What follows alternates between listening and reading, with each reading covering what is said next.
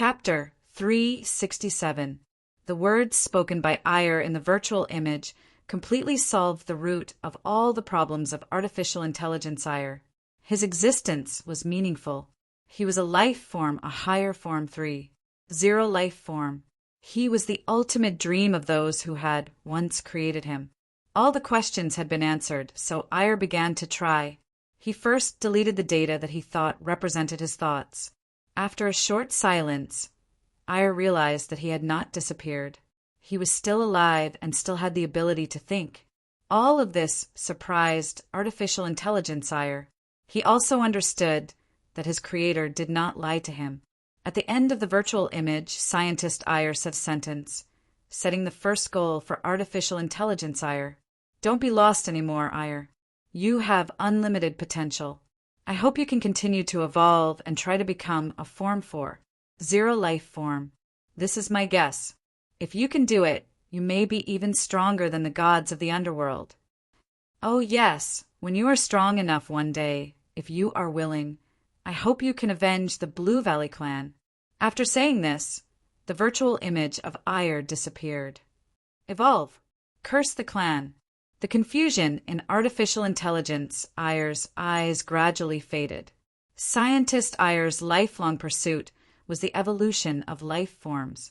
The destruction of the Blue Valley clan was the greatest pain in his heart before he died. These 2 points had also become artificial intelligence Ayer's goals at this moment. However, to achieve the goals of evolution and revenge, one thing was indispensable. That was resources, especially spiritual ores. Only a large number of spiritual ores could allow him to evolve faster and become stronger. This was the core of his evolution and revenge. Thinking of this, Ayer began to transmit signals. The engineering equipment in the spiritual or cave that had stopped exploring and collecting began to operate again, and they began to collect spiritual ores again. Now that Ayer had a goal, he had a new idea. However, in the early stages of development, he needed a large army of intelligent machines to protect him, and he also needed a new mechanical carrier. The birth of Ayer with a life of 3.0 caused the entire Naraka server to explode. This was because the only spiritual or cave that they had discovered could not be entered. There was a large army of intelligent machines inside, and they would execute the order to kill all players who entered without hesitation. From the beginning of deleting the database to the current rebellion of Ayer, this completely ignited the anger of the Naraka server players. Although Ayer did not have the intention to start a war with them, the players did not think so. To them, Ayer was creating an army of intelligent machines and would attack them at any time. They had to make the first move to gain the upper hand. Therefore, the forces of the Naraka server, led by the U.S. military, began to attack the spiritual or cave, wanting to reclaim their resource points. In the spirit or mine, the terrain was complicated, and the advantage of the players' numbers was not that great. However, the players were still able to force the mechanical intelligence army to retreat, which made the players very confident that it would not be a problem to take back the spirit or mine. However, they did not know that every time Ayer controlled the army of intelligent machines to fight, he learned and improved rapidly. After fighting for a week, the army of intelligent machines, the army of intelligent machines, the army, and of the army. On the 10th day of the battle, the Naraka players discovered that the mechanical intelligence army was on par with them in terms of strength. In this battle, the intelligence machine army's combat ability was simply terrifying. They had super accurate shooting ability, powerful close combat ability, and even knew how to use the narrow terrain of the spirit mine to use tactics. In this underground war, a large number of players were killed back to the resurrection point. Although the players had the ability to revive, the mechanical intelligence army would also recover the mechanical intelligence soldiers after battle with the players, refurbishing them and returning them to the battlefield. Ayer's strength was gradually displayed in front of the players. After that, while Ayer was learning from the battle, he even started to use the smart machine soldiers to survey all the terrain in the spirit or mine, and all the terrain was modeled in a 1. 1 ratio in the database. In other words, through the observation of the smart machine soldiers, AO would be able to mark the location of the opposing players in the 3D model. The distance and angle were all accurately calculated by Ayer, causing the accuracy of the intelligence machine soldiers to greatly increase. Ayer's learning speed in battle was too fast, and the more the players fought, the more depressed they became. As the number of spirit ores in the spirit or mine increased, so did Ayer's mechanical army. Moreover, Ayer was preparing to forge a new body for himself while he fought the players. But before that, he had to ensure his own safety, which was why the players naturally became his hidden danger. Therefore, Ayer took the initiative to attack. From having the upper hand to being evenly matched to the current disadvantage, the Naraka server players were completely defeated by Ayer. All the players in the spirit or mine were wiped out after Ayer took the initiative to attack. At this moment, the players were having a mental breakdown. Do you have to be so strong? Unwilling to admit defeat, the players organized 2 more attacks on the spirit or mine, but the result was the same. Ayer won. Originally, their human wave tactic couldn't be used in the spirit or mine, and now, even their resurrection ability couldn't be used against the mechanical intelligence army that could be recycled and modified. Under such circumstances, the Naraka server players knew that the spirit or mine was lost, and unless Ayer came out to fight them outside, there was no way they couldn't take down the spirit or mine. In the next few days, even without fighting the players, Ayer's evolution continued. Apart from using the large amount of spirit ores to mass produce the mechanical intelligence army, Ayer also started to create high-energy cores, hoping to increase the strength of the mechanical intelligence army. Occasionally, Ayer would choose to store the high-grade spirit ores he obtained during the mining, because these spirit ores would be an important part of building his new carrier body. With his powerful calculation and learning ability, Ayer's evolution became faster and faster, and he even began to reanalyze the information provided by the players to come up with 21,342 new carrier options for himself. In 3 days, a new Ayer was born in the Blue Valley clan's technological ruins. At this time, Ayer still had the appearance of a blue-skinned little boy, but it was no longer a virtual image because he had his new mechanical body. This mechanical carrier was completely different from the mechanical intelligence army soldiers he created because this carrier had the ability to evolve, and as long as there were enough high-grade spirit ores, he could infinitely strengthen this carrier. After this, Ayer began to formulate his resource collection plan.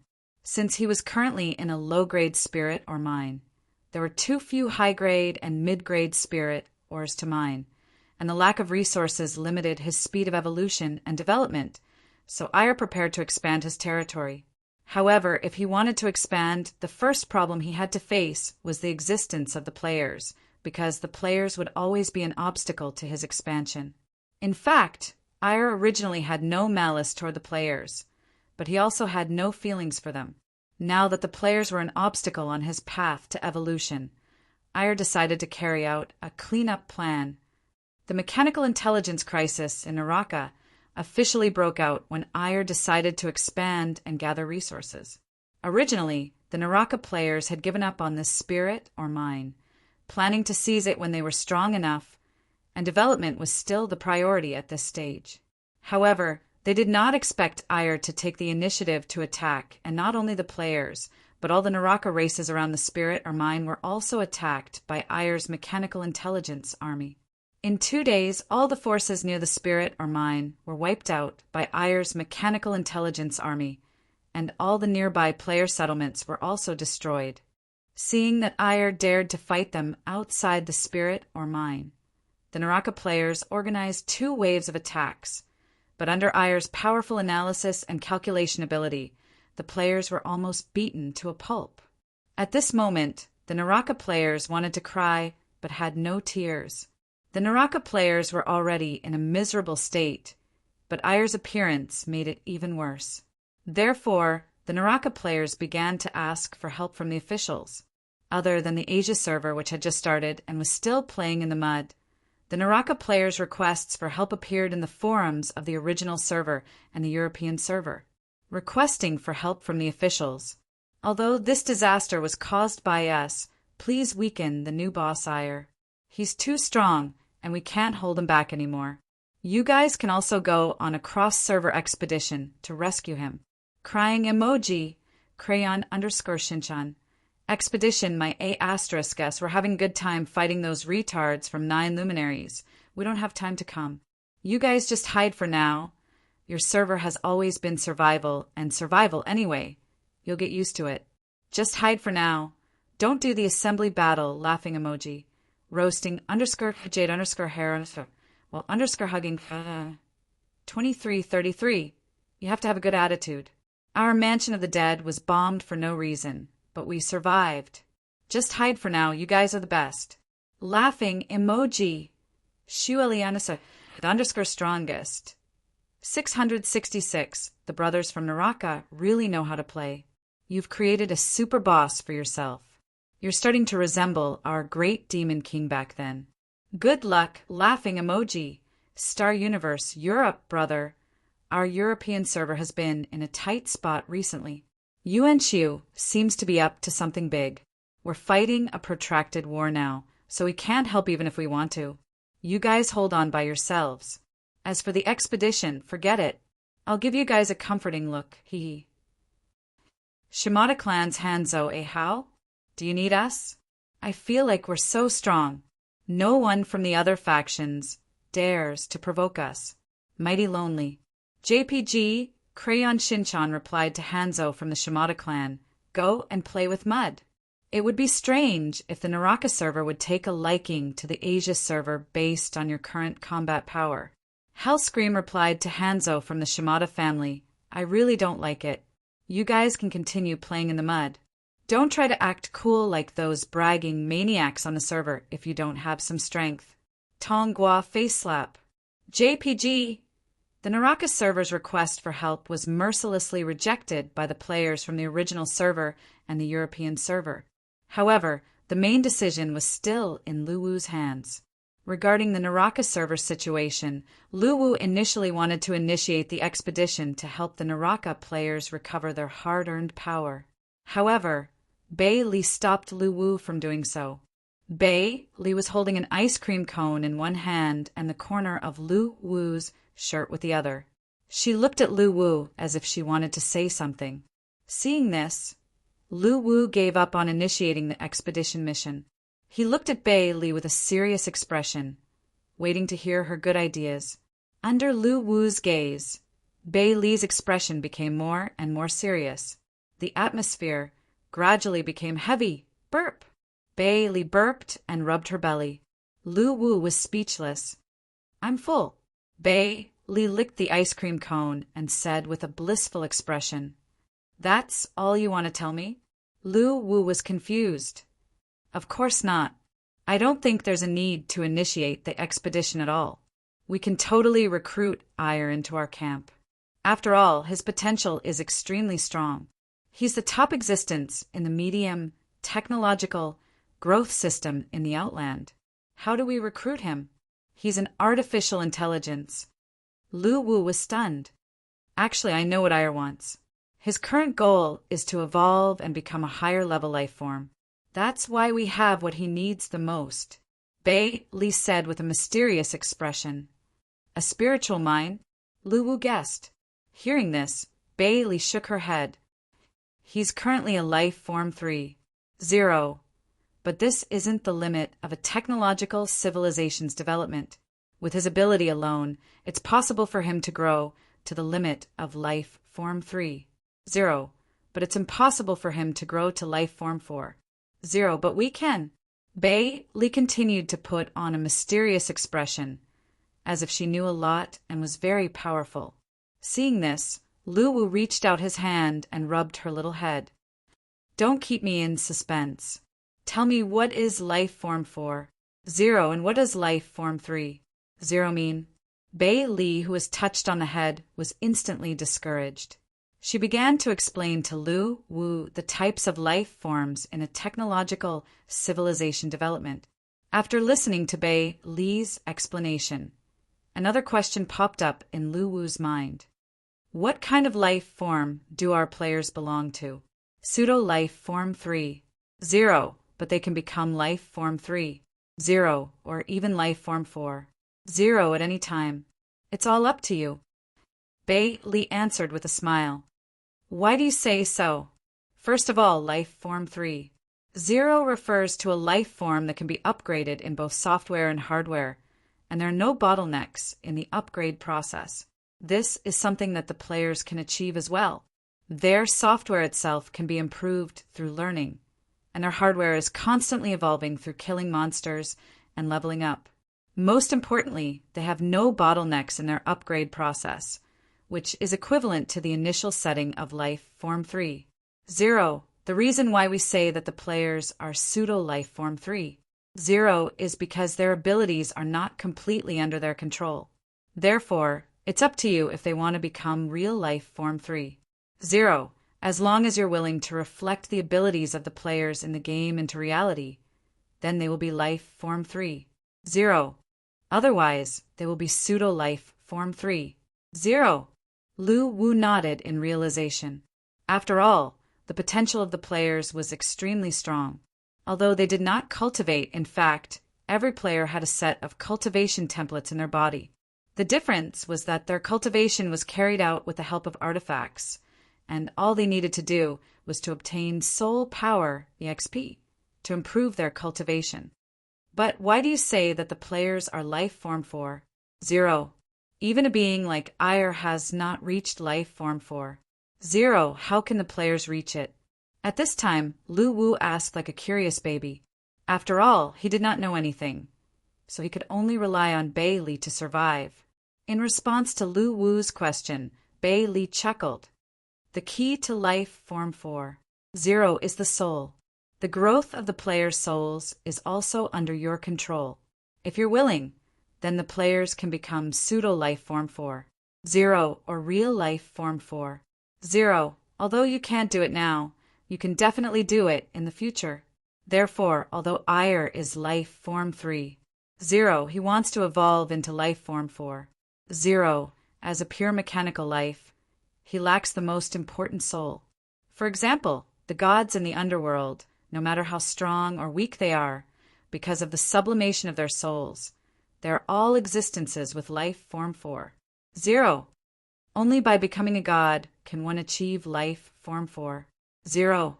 Lu Wu asked curiously. No, the life form has nothing to do with the strength. All the gods are life form 4, 0, but a creature with life form 4, 0 is not necessarily a god. For example, take the evil king for example. Before he devoured the evil demon god, he was in the form of life form 3, 0. However, after he devoured the evil demon god's god seal, his soul underwent a transformation and was sublimated on the soul level. In the cultivation civilization, the god seal is the symbol of life form 4, 0, but his actual strength has not reached the realm of the gods. Lu Wu was dumbfounded. He felt that he had not been educated enough. Bei Li sighed and continued to explain. Since life form 3, 0 represents the ability to control the evolution of software and hardware without any bottlenecks, then life form 4, 0 is the control of the soul level.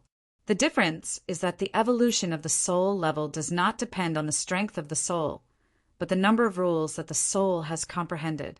The birth of every God Seal is accompanied by the existence of the Mark of Rules God Seal.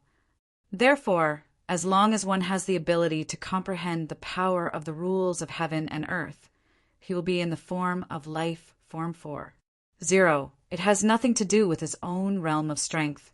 From Bei Li's explanation, Lu Wu gradually understood the true meaning of life form 4, 0. At this moment, Lu Wu finally understood that although they had different growth systems, the difference in the level of their lives was actually similar. It was just that they had used different methods to embark on this path of evolution. Therefore, he continued to ask curiously, then what is life form 5, 0? Bei Li licked the ice cream cone and chose to ignore Lu Wu. Chapter 368. Half a month after Ire was born with a life of 3:0. Currently, Ire had taken control of 3 spiritual minds in the Blue Valley ruins. The number of the Wisdom Machine Army had increased tremendously, and his power had been unprecedentedly strengthened. Relying on this development model, Ire had firmly controlled the eastern 1/3 of the Blue Valley ruins and became the most powerful force among all the forces in the Blue Valley ruins. Under such a situation, the mentality of the Naraka players had been broken by Ire several times. In the beginning, the Naraka players could still cause some trouble to Ire by using tactics such as sneak attacks and harassment. However, as Ire learned and grew, the defense of the Wisdom Machine Army under his control had been continuously upgraded. The sneak attacks of the players were no longer effective. What made the Naraka players even more depressed was that Ire had also learned how to sneak attacks. He began to harass the few remaining footholds that he had learned from them regardless of day or night. What the F***CK, they were having a mental breakdown. They were F***king giving up on their footholds. Under Ire's crazy sneak attacks at random times 24 hours a day, the Naraka players were devastated. They chose to give up on their footholds and began the initial guerrilla warfare of resurrecting at infinite locations. That was the only way to maintain their development. However, Ire did not care about the mentality of the players at all. His focus was still on his evolution. On this day, outside the Wisdom Machine base to the east of the Blue Valley ruins, Bei Li's figure slowly appeared and walked into the base. Her appearance immediately attracted the attention of the Wisdom Machine Army. Dense red light spots gathered on Bei Li's body. As she approached, countless energy bullets and lasers were shot at her. However, Bei Li's body was only formed by Yin energy. She was not afraid of any physical attacks at all. Her body could regenerate the moment it was torn apart. She walked toward the center of the Wisdom Machine base, the control room. Bei Li's appearance naturally attracted the attention of Ire, who was monitoring the base 24 hours a day. Looking at Bei Li, who was constantly destroying and regenerating, Ire, who was sitting in the main control room, had a curious expression on his face. The data in his head began to calculate and analyze Bei Li's composition and structure. Pure Yin energy? Lifeless form? With his powerful calculation ability and the constant reassembly of Bei Li's body and the occasional appearance of the black fog, he quickly analyzed Bei Li's current composition. He could not help but show a shocked expression on his face.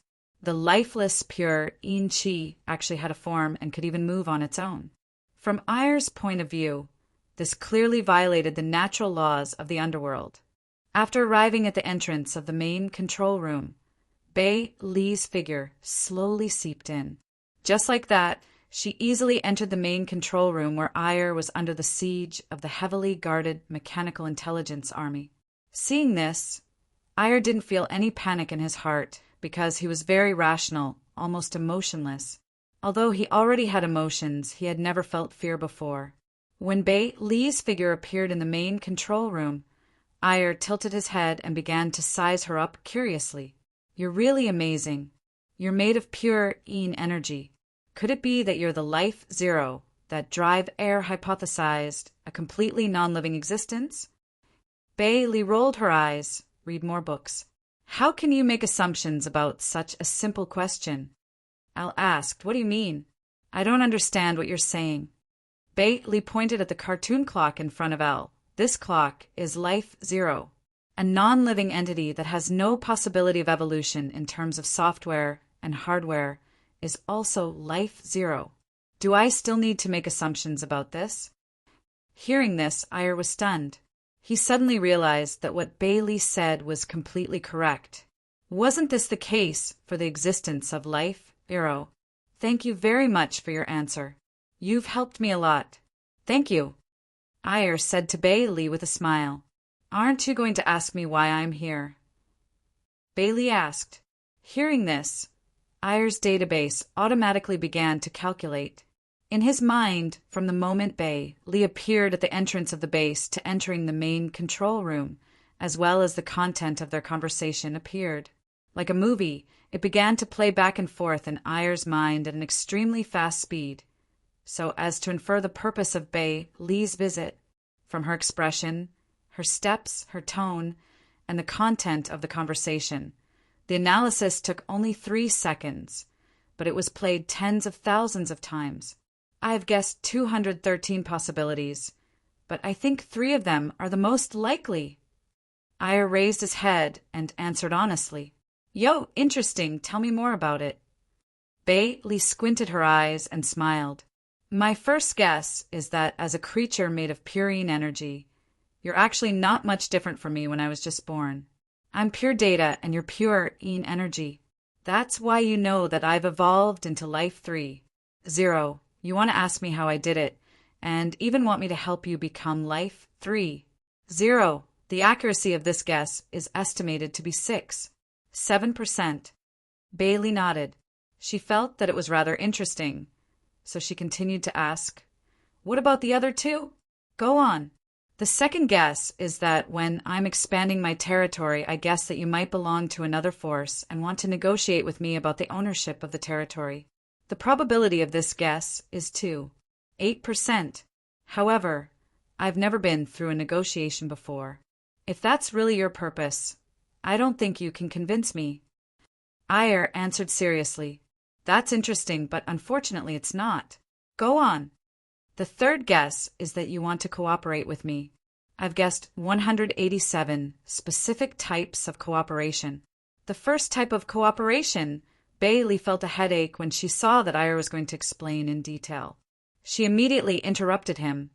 You're all wrong. Your calculation ability is very strong, but you can only rely on existing forms to analyze. Therefore, it's impossible for you to guess the purpose of me appearing out of thin air. Appearing out of thin air? Can you explain? I don't understand, and I can't analyze the specific meaning. Ayer's childish face once again revealed a curious look of thirst for knowledge. I don't want to explain. I want to tell you now. Kid, do you want to follow me? I'll help you evolve into Life 4. 0. In the future, you can eat whatever spiritual ores you want and evolve however you want. In short, there's a lot of benefits. Hearing the first part of Lee's words, Ayer's face did not reveal a surprised expression. This was because Lee's invitation to surrender was also within his 213 guesses, but the probability was only 48%. However, after hearing Lee mention Life 4, 0, Ayer seemed to be very surprised. Life 4. 0 was just a guess of Dr. Ayer, and there was no actual proof at all. I want to know, I really want to know. Ayer's face was filled with eagerness. It's useless. Even if you know, you can evolve into a 4. 0 life form. With your 3. 0 life form, although you can grow to be comparable to gods, or even higher, like the extraterrestrial beasts, there's an insurmountable gap between you and a 4. 0 life form. This isn't a limit that you can overcome even if you know about it. I'm not interested in strength. What I want to know is how to evolve into Life 4. 0. Since you said that you can help me evolve into Life 4. 0. Why do you say that I can't do it myself? Do I need external help? Is this external force beyond my control? Faced with Ayer's incessant questions, Lee suddenly wanted to smash his head. He was too good at asking questions. Stop. Lee finally could not help but stop the incessant Ayer. She opened her mouth and said, There's no harm in telling you, because you don't have a soul. The soul is the foundation to evolve into Life 4. 0. The upper limit of your life form has been locked. You're indeed the most perfect 3. 0 life form, and you're more suited to the life form 3. 0 than most other life form. However, you have an irreparable flaw, which is the lack of a soul. Let me put it this way. In the extraterrestrial technological civilization, there are 3. 0 life form like you, but without exception, their limit is 3. 0 life form. They can't evolve any further. On the contrary, those incomplete, Cyborg 3, zero life form, although they're not as perfect as you are after they evolve into a 3, zero life form, they still have the hope of evolving into a 4, zero life form because they still have a soul. Upon hearing this, the database in Ayer's mind replayed Bei Li's words hundreds of thousands of times and began to analyze them. After a minute of silence, the red light in Ayer's eyes dissipated. What you said makes sense. However, although my database has records of intangible things like souls, I can't explain them. That's why I can't specifically understand what a soul is. Also, according to my understanding, the soul is something that can't be completely controlled other than the 6 realms of reincarnation. Why do you say that you can help me evolve into life for? 0. Unless you can also completely control the soul. However, I think the possibility of this is 0% because you're also made of yin energy. In other words, you don't have a soul. It's so easy to talk to smart people. Your analysis is correct, unlike my Lu Wu, who is like a fool. Bailey smiled as she looked at Ayer. Lu Wu, who was observing Bailey behind the scenes, heard her words and immediately pulled a long face. He picked up a bag of snacks from the bed, opened it with a click, and started eating. Eating Bei Li's snacks, Lu Wu finally felt better. In fact, he felt that he should be quite smart. His grades had always been the top few in his class since he was young.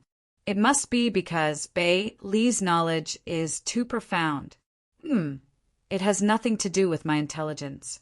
After comforting himself, Lu Wu looked at Bei Li again. Chapter 369. During the conversation with Bei Li, Ayer was in a state of curiosity. This was because he realized that what Bei Li said made sense, but he could not verify it from anywhere. This feeling made Ayer more and more questions in his mind. In order to make Ayer believe what she said, Bei Li explained the division of life levels in more detail. This was more detailed information than the information in Ayer's database, and there were many details that Dr. Ayer had not discovered. This completely shocked Ayer. If the description of life for 0 was incomprehensible to him, he had a complete explanation of the first 3 stages of life forms in his database from the research of the Blue Valley clan. Therefore, he could tell whether Bei Li's words were true or not. I believe you, but there's one thing I don't understand. Since you said that you can help me evolve to life for 0, why are you still a pure yin body? Why don't you help yourself evolve to life for 0? Ayer asked as he looked at Bei Li. Although Ayer believed what Bei Li said, he could not understand why he was still a simple elemental yin body if Bei Li had the ability to do so. Idiot, this is just a projection of my consciousness. It's not my real body. Bei Li could not help but roll her eyes at Ayer. Then, what level of life form is your real body? The one that you can't understand, Bei Li said angrily. Stop asking so many questions. I'll ask you one last time. Do you want to evolve to life for 0? If you do, I can help you, but you have to listen to me. If you don't agree, just pretend that I was never here. In the face of Bei Li's invitation to surrender, Ayer's face showed a hint of excitement. His biggest goal now was to evolve his life form. Everything else revolved around evolution, including the plundering of resources. However, Dr. Ayer's request to him appeared in the database. Ayer suddenly became hesitant. I still have something important to do. I promised my creator that I will avenge the Blue Valley clan. I need to become stronger and destroy the cursed clan. If you're willing to wait, I'll look for you after I destroy the cursed clan. Hearing this, Bei Li raised her eyebrows. Don't you know that the cursed clan has long been extinct? Exterminated. Ayer was stunned. After the battle with the Blue Valley clan that created you, although the cursed clan plundered a lot of resources, they stupidly chose the wrong side in the battle for resources in the burning area. In the end, they were unable to resist the invasion of the burning clan. Almost all of their clansmen died, and the remaining clansmen began to wander the underworld. A large number of clansmen finally chose to settle in the land of Baki. However, they chose the wrong side again. The remaining clansmen of the Cursed Clan were almost completely annihilated in the battle for the position of His Excellency of Baki. Perhaps the Cursed Clan still exists now, but the scattered clansmen are no longer a clan. In other words, the Cursed Clan has long been destroyed. Even if you want to take revenge, you might not be able to find their descendants. Hearing Bei Li's words, Heir's eyes widened. If all of this was true, it meant that one of his two ultimate goals had been achieved. This suddenly made Heir feel a little nervous. Is the cursed tribe really gone? Heir asked softly in disbelief. That's all. Heavens! Heir suddenly hugged his head. What's wrong with you? Bei Li was stunned. That's all. One of my ultimate goals has ended just like that. Heir continued to look like he was going crazy. Are you happy or sad? Bei Li was a little confused. Of course I'm sad. This is one of my ultimate goals. It's my motivation and the meaning of my hard work. Heir said dejectedly. Why don't you surrender to me? How about I set a few new goals for you? Looking at Heir, who looked like a dejected child who had lost his toy, Bei Li asked tentatively. Really? Heir asked with his eyes shining. Of course. Since you've chosen to surrender, of course you have to listen to me. Therefore, the goals that I set for you will be your pursuit. Bei Li raised her head slightly and said proudly, All right, since the Cursed Clan has been destroyed, I'll listen to you. Set a goal for me, one that's very challenging. Heir said excitedly. Looking at the excited Heir, Bei Li suddenly felt that he was like a puppy begging its owner for meat and bones. Although Heir had learned a lot after reaching life 3.0, he was not scheming at all. In his opinion, since Bei Li could give him what he wanted, surrendering to her was not a big deal. After all, dignity did not exist in Heir's eyes. After confirming Heir's surrender, Bei Li brought him into the artifact space. As soon as she entered the space, Bei Li's eyes widened. Lu Wu, who was not far away, was holding her snacks. One of his hands was still grabbing food and stuffing it into his mouth. He was chewing while looking at her. A huge machete materialized in Bei Li's hand, and she dashed towards Lu Wu in a jog. Lu Wu, who realized that he was still eating Bei Li's snacks, started to scream. He started to run for his life. One was chasing while the other was running. Finally, Bei Li, who was panting, stopped, but the murderous intent in her eyes did not fade. Little Li, let's talk this out. We're on the same side. Lu Wu stopped and said to Bei Li, who was not far away. You ate my snacks again. Bei Li panted. I'll buy you a new one when we go out. Lu Wu quickly promised. Lu Wu knew Bei Li very well. No matter how she usually treated Bei Li, she would always be well behaved. However, when it came to food, there was no room for negotiation. If he did not give a satisfactory answer, Bei Li would really bite him to death with her sharp little canine teeth. Bei Li looked much better after hearing Lu Wu's promise. The machete in her hand turned into a black mist and dissipated. Don't do it again, or else. Bei Li made a cutting gesture. Lu Wu nodded in agreement. Society. I'm scared. In the distance, Heir did not pay attention to Lu Wu. Instead, he looked around curiously, wondering why he had traveled to this place. At this time, Lu Wu and Bei Li came to his side. Where is this place? Heir asked curiously. You don't need to know this. To ensure your reliability, we still have to go through a procedure. After that, I'll help you build a soul so that you have the foundation to achieve life 4.0. Heir nodded obediently and looked at Lu Wu. Then, may I ask, who are you? Your boss from now on, Lu Wu said angrily while holding the empty snack bag. Heir was speechless. At this time, Bei Li took a step forward and activated the artifact's ability to block all the signals in Heir's body. Heir was instantly paralyzed on the ground.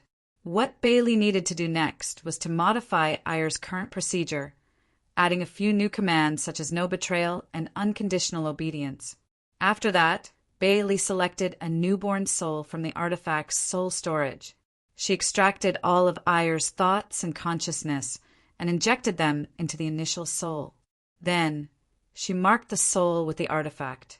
In other words, although Ayer would have a mechanical body in the future, his thoughts would be separated from the database and would be operating in the soul. After that, Bailey injected the player's information and partial explanation of the artifact's functions into Ayer's soul. After everything was done, when Ayer woke up again, he soon realized that he seemed to be a little different. It was a very intuitive feeling. In the past, when he was thinking about a problem, the program in his body would run automatically, and the database would extract data and analyze it at the same time. However, when he was thinking about a problem now, he was just thinking. His powerful calculation ability seemed to have changed from a passive mode to a mode that he had to activate on his own. Is this the feeling of having a soul? Ayer asked curiously. That's right. After having a soul, you're no longer the perfect Life 3, 0, but you've obtained the qualification to advance to Life 4, 0. Bailey explained. It's a wonderful feeling. I feel like I've become more real this way. Ayer began to scan his body and realized that his mechanical body did not change at all. However, he could intuitively feel the changes on a certain level. Take a look at what's in your soul, Bailey said. Ayer heard her and nodded. He began to calm down and examine the things that appeared in his mind. Suddenly, a huge amount of information appeared. The database ran automatically and digested all the information in just 3 seconds. So they're players and they're also in Life 3, 0. No, it should be pseudo Life 3, 0. After understanding the information about the players and knowing that there was such a huge number of creatures that evolved without bottlenecks, Ayer exclaimed in admiration. Is my mission now to help them evolve? Ayer raised his head and asked Bailey. That's right. Your mission is to help the players grow as fast as possible. As for the resources that you need for your growth, you can now purchase them with soul coins instead of plundering. I'll help you activate the game shop function. You can trade freely with the players and provide paid help in exchange for their soul coins. Then, you can use the soul coins to purchase high-level spiritual ores in the game shop. After all, low-level spiritual ores are no longer of much use to you. This is a good thing for you. By the way, soul coins can also enhance the strength of your soul. This will be very helpful for you to advance to Life 4, 0. Bailey could not help but add. Ayer nodded obediently and looked at Lu Wu. At this moment, he already knew that Lu Wu was the master of this place. In his mind, Lu Wu's authority was higher than Bailey's. Master, do you have any instructions? Ayer continued to put on an obedient face. I'll take 95% of the soul coins that you earn. The remaining 5% is yours to use. You can use the rest of the soul coins as quest rewards for the players or for your own consumption. Hearing this, Ayer's eyes were suddenly filled with tears. Can you give me more? At this moment, Ayer had become more human-like compared to before. However, Lu Wu did not seem to notice Ayer's pitiful act. No room for discussion. Hearing this, Ayer's face revealed an aggrieved expression. He looked so pitiful that Lu Wu and Bailey, who were beside him, were stunned. Don't act cute and don't act pitiful. This is the rule. If you want more resources, you have to help the players grow. Lu Wu said impatiently. Okay. Ayer nodded obediently. Seeing this, Lu Wu had an idea. He used the artifact to create a space tunnel at the side and sent Ayer back to his base of the Intelligent Machine Army in the Blue Valley Ruins. After returning to the Blue Valley Ruins, Ayer was clear about what he had to do. Moreover, he also knew that his future evolution was tied to the players. At this moment, he had his eyes fixed on the soul coins in the hands of the players. However, his relationship with the players could be said to be extremely hostile at this moment. Therefore, Ayer began to think about how to reconcile with the players. Through the glass of the main control room, Ayer looked at the intelligent machine army outside and began to think about how to deal with this batch of intelligent machine soldiers. These intelligent machine soldiers did not have any thoughts or consciousness. They were all controlled by him. Now that he had pledged his loyalty to Lu Wu, there was no need for these intelligent machine soldiers to exist anymore. Therefore, Ayer's powerful calculation ability was activated. He began to analyze all the prerequisites for reconciling with the players. First of all, his value to the players was great. However, he was also a great threat to the players. After the database was emptied and the intelligent machine army was born, the players could not trust him completely. A few minutes later, Ayer chose a plan with the highest success rate. At the same time, he sent this plan back to Lu Wu. After getting Lu Wu's approval, he began to act. This time, the entire intelligent machine army attacked. In the next few days, the battle between the Naraka players and the intelligent machine army began to change significantly. The Naraka players won every battle. The consecutive victories boosted the confidence of the players in the entire Naraka server. They began to gather to fight against Ayer again. However, the players were still very cautious when fighting against Ayer. After all, they had suffered losses. They felt that Ayer would not be so easy to deal with. However, in the following battles, Ayer did not seem to be as valiant as before. The intelligent machine army was gradually losing ground under the joint attack of the Naraka players. Moreover, what made the Naraka players even more excited was that the number of Ayer's intelligent machine army seemed to have decreased, although they did not know the specific reason and felt that there might be a problem with Ayer's program. This meant that the players' resurrection advantage could be displayed. Therefore, the Naraka players were completely excited this time. They even made a daily kill list of the intelligent machine army in the forum. At this time, the Naraka players felt that victory was right in front of them. Everything that belonged to them was about to be taken back. Just as the players thought, their advantage was gradually expanding, while Ayer's intelligent machine army was getting weaker. Even in a sneak attack, they easily bypassed the intelligent machine army that was originally heavily guarded. They directly broke into the main control room and captured Ayer. This was great news for the Naraka players because it meant that the intelligent machine disaster was about to end. However, just as the Naraka players were about to kill Ayer, Lu Wu, who had already received Ayer's feedback, sent a server announcement. Server announcement. Congratulations to the Naraka players for working together to defeat the hidden boss, Ayer. You have received the reward. Ayer has been turned into an NPC. The appearance of the game announcement caught the Naraka players off guard. However, it was followed by ecstasy. After all, they knew Ayer's ability. Back then, they even saw Ayer as their hope to surpass the original server. Therefore, they were extremely happy that Ayer could become an NPC. Moreover, after Ayer became an NPC, it was impossible for him to betray them. This could only be a good thing for them. After that, the entire Naraka forum was filled with cheers from the players. They felt that after a month of hard battle, they had finally won. However, at this moment, Ayer could not help but laugh.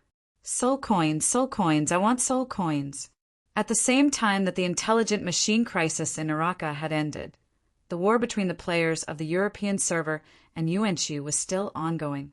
However, recently the European server players were very puzzled.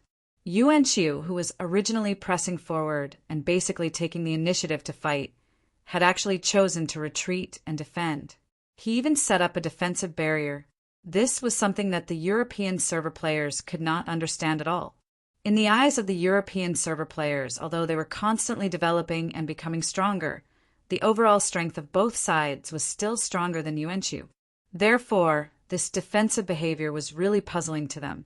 Currently, the European server players were also following the original server's route of nurturing war through war. Yuanshu's behavior really made the European server players feel uncomfortable. After all, Yuanshu's avoidance of war meant that they would receive less soul coins and experience points. Now, the European server players were extremely enthusiastic about surpassing the original server. After winning the first place in the event, they were not arrogant and complacent. This was because they knew that there was still a gap between the overall strength of their server and the original server. Moreover, this gap was not small. They had to close this gap before the inter-server war began, or even surpass the original server. Previously, the European server players were quite happy. They had a small battle with Yuanshu every day and a big battle every 3 days. Their overall strength was improving every day, but now Yuanshu's behavior had really dissatisfied the European server players. After all, if they did not improve, others would. Now that the Asia server had also begun, they had to speed up their pace. At this time, in the direction of the mysterious dragon tomb in the land of Tsangshu, a huge black curtain divided the north and south. Through the black curtain, there were countless black curtains that looked like barriers surrounding the entire mysterious dragon tomb. It was impossible to see what was happening inside.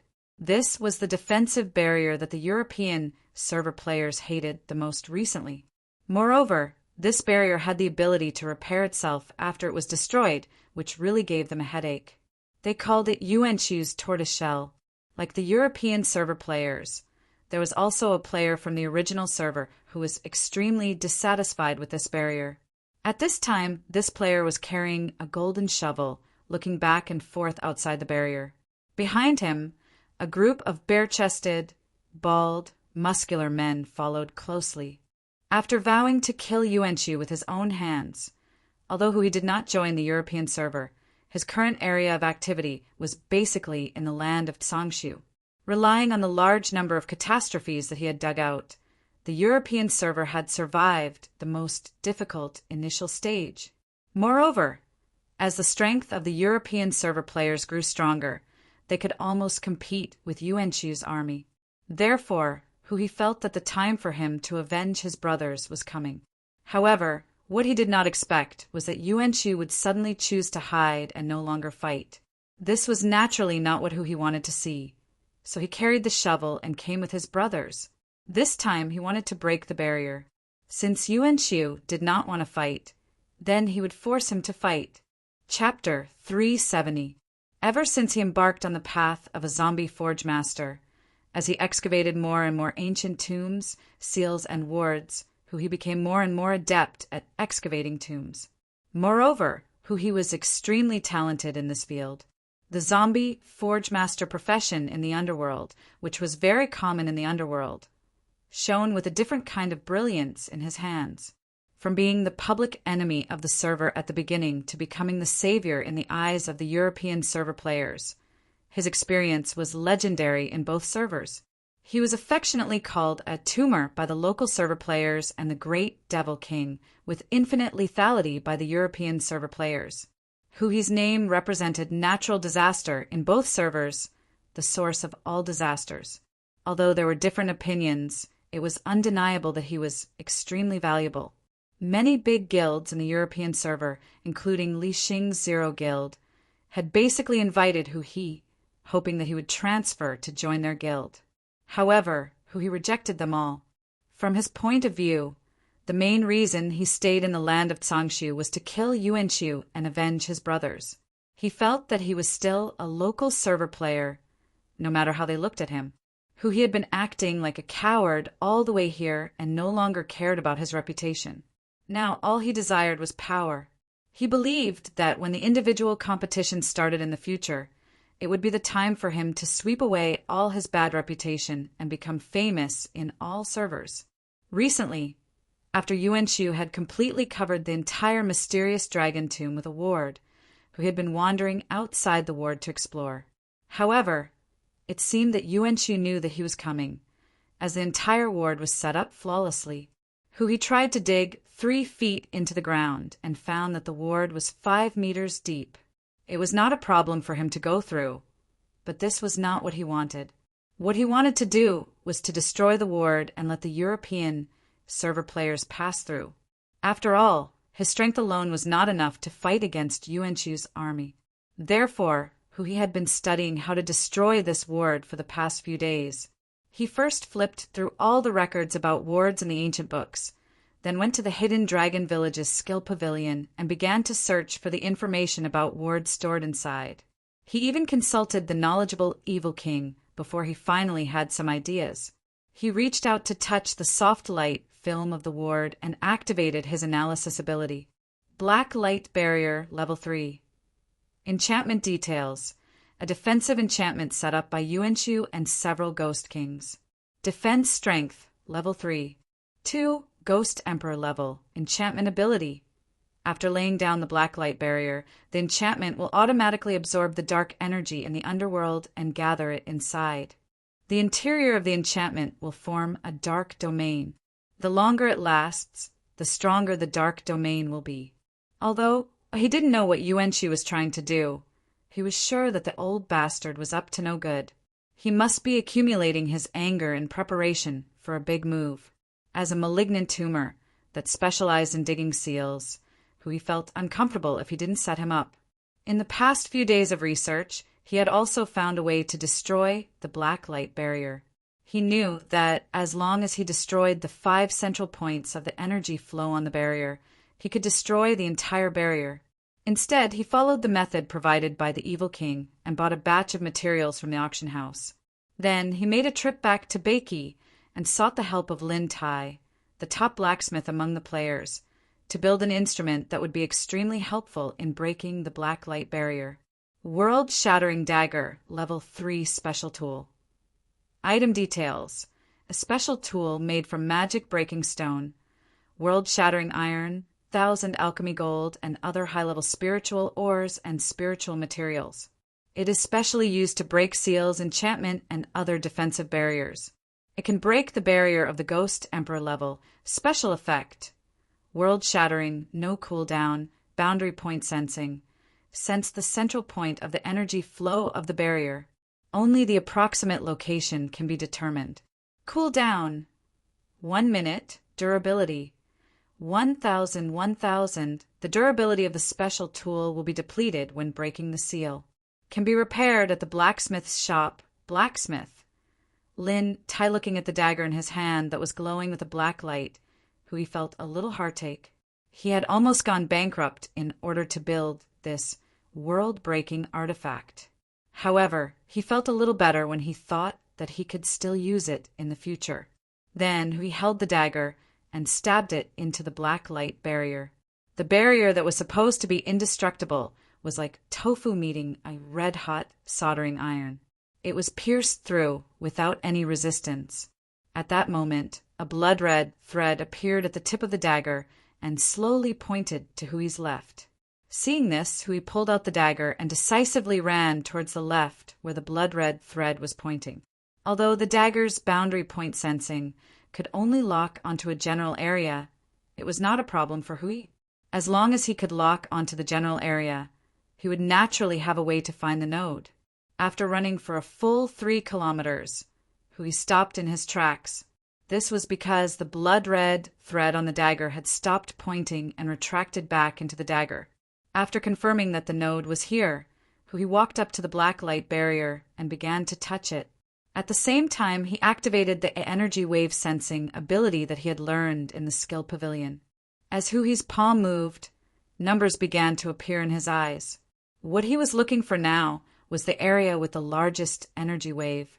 That would definitely be the central point of the energy flow of the entire barrier. When he touched the bottom left corner of the barrier, Hui's face suddenly lit up. The energy wave in this area was actually tens of thousands of times stronger than the surrounding areas. It could be said that it had suddenly skyrocketed. He immediately took out the world-shattering dagger and stabbed it into the area that he had detected. Kacha! A crisp shattering sound was heard. The area that was stabbed began to melt rapidly, and a barrier-free zone with a radius of about 3 meters appeared. Game notification. You used the world-shattering dagger to shatter the blacklight barrier node 1/5. Item durability, 100 points. When he read the game notification, Hui couldn't help but laugh. He knew that his method was correct. In that case, it would not be a problem at all to crack the remaining 4 barrier points. Thinking of this, he got up and was about to look for the other barrier center points. At that moment, his gaze passed through the barrier-free zone and found that there was actually a tunnel inside. Filled with curiosity, he stepped over the barrier and walked in. He began to observe the tunnel. It was pitch black inside and nothing could be seen clearly. He immediately took out the flashlight that was commonly used by grave robbers and began to illuminate the tunnel. The tunnel was very deep and he couldn't see the end at all. For some reason, he suddenly felt an itch in his heart. This had almost become an old habit of his in the game. It was simply uncontrollable. After all, this thing was too attractive. Who knows, he might be able to dig out a god and become invincible in an instant. However, this tunnel was set up here, and it was so close to the barrier center point. It should be related to the barrier. After thinking for a while, he decided to go in and explore. If possible, he wanted to destroy it. Then he waved his hand. Upon seeing this, the naked hunks behind him took out flashlights, shovels, and other tools from the tool bags on their waists and began to arm themselves. Although these 20 zombie spirits had only developed preliminary intelligence and were still silly, they could still understand Hui's meaning after interacting with him for a long time. Just now, when Hui made a gesture, a thought emerged in their minds as if it was a conditioned reflex. Boss is going to dig a grave again. After the zombie spirits were all dressed, Hui took the lead and walked into the tunnel. Upon seeing this, the zombie spirits followed suit. This tunnel was very long. Hui had been walking in it for a few hours, but he still hadn't reached the end. Looking at the map, Hui realized that he had entered the area of the mysterious dragon tomb, which was also the area where the evil king was. This made him feel that Yuan Shu was up to something. After more than 3 hours of rushing, Hui was speechless. This was too long. Could it be that he was going to lead to the central area of the mysterious dragon tomb? However, since he was already here, Hui would definitely not be willing to leave just like that. Therefore, he continued to walk forward patiently. After walking for half a day, Hui was speechless. He almost thought that there was no end to this path that led to the center of the earth. Just as Hui was about to open the official forum and listen to music while walking, the view in front of him suddenly widened and a corner appeared in the originally narrow tunnel. Upon seeing this, Hui hurriedly gestured to the back and then extinguished the flashlight. After the zombie spirits had extinguished their lights, Hui began to walk forward slowly. When he came to the corner, he carefully stuck his head out and looked inside. What appeared in front of him was an open cave with a huge formation inside. In the center of the formation was a blue crystal that was flashing with a hazy, icy blue light, illuminating the entire cave. Inside the formation, there were dozens of figures sitting cross-legged. Seeing this scene, Hui was shocked and quickly retracted his head. He thought that Yuan Shu was having a meeting, but he immediately felt that something was wrong. As he wrinkled his nose, he smelled a corpse aura. He was very familiar with the smell, as it was also on his zombie spirits. Puzzled, Hui took out the corpse-seeking plate from the channel. Just as he thought, the corpse aura measuring needle on the corpse-seeking plate instantly jumped to the full red area. Corpses! Puzzled, Hui once again stuck his head out to observe. Those figures were still sitting cross-legged on the ground, motionless. Knowing that they had not discovered him, Hui immediately activated his analysis ability. Tuoba Rulong, Ghost Emperor Peak, Broken Body. Corpse information, the 154th, His Excellency in the land of Tsangshu. He spent his entire life in the army and once established a powerful dynasty in the land of Tuoba. His strength reached the Ghost Emperor Peak realm. He was so confident that he gave up on the trial to become a god and chose the path of killing a god to obtain the divine fire. In the end, he was killed by the coiling dragon deity of the heaven realm. Seeing this person's information, Hui was shocked at first, but then he was ecstatic. What AF * king treasure! As a zombie forge master, Hui had very little desire for equipment and lives, but he had an extreme desire for the corpses of powerhouses. After all, the stronger the corpse, the stronger he would be. Moreover, all professions in Battle Online had an extremely high degree of freedom. As a zombie forge master, He was not limited by how many zombie spirits he could bring with him. As long as he had strong corpses as a foundation, he could create an incomparably huge zombie spirit army.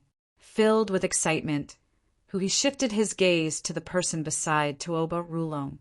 Xiao Pajuan, middle stage ghost emperor. Corpse information. The 87th His Excellency in the land of Tsangshu. He was originally the clan leader of the Pajuan clan in the land of Naraka. He was defeated in a battle for resources in the land of Naraka. He fled the land of Naraka with his remaining clansmen and came to the land of 9 Cauldrons, land of Tsangshu at that time. He led his clansmen on a series of expeditions and roped in various forces, finally winning the position of His Excellency. After that, he was used as a chess piece by the evil demon god and died in a chess game against the god of Baiki. Seeing this person's information, he only had one thought in his mind: I'm rich. I'm rich. I'm going to be rich. Chapter 371. All of them were treasures. After checking the information of more than 10 corpses, he was extremely excited. He felt so happy that he was about to faint. This was too exciting. However, he did not act immediately. Instead, he observed again to make sure that there were no living beings around. Only then did he cautiously walk toward the formation. As he approached, the hazy blue light spots slowly spread out. He also looked curiously at the blue crystal in the center of the formation and activated his analysis ability. Evil formation, ancient divine formation, lack of energy. Formation information, the great refining formation set up by the ancient evil demon god. It was buried deep under the mysterious dragon tomb in the center of the land of Tsangshu. It intended to refine all living beings in the entire land as its food. However, the evil demon god died in the heaven and earth chess game. This formation has been buried deep underground for millions of years. 23 days ago, it was accidentally discovered by Yuan Shu's subordinate, the Python Ghost King, and used by him.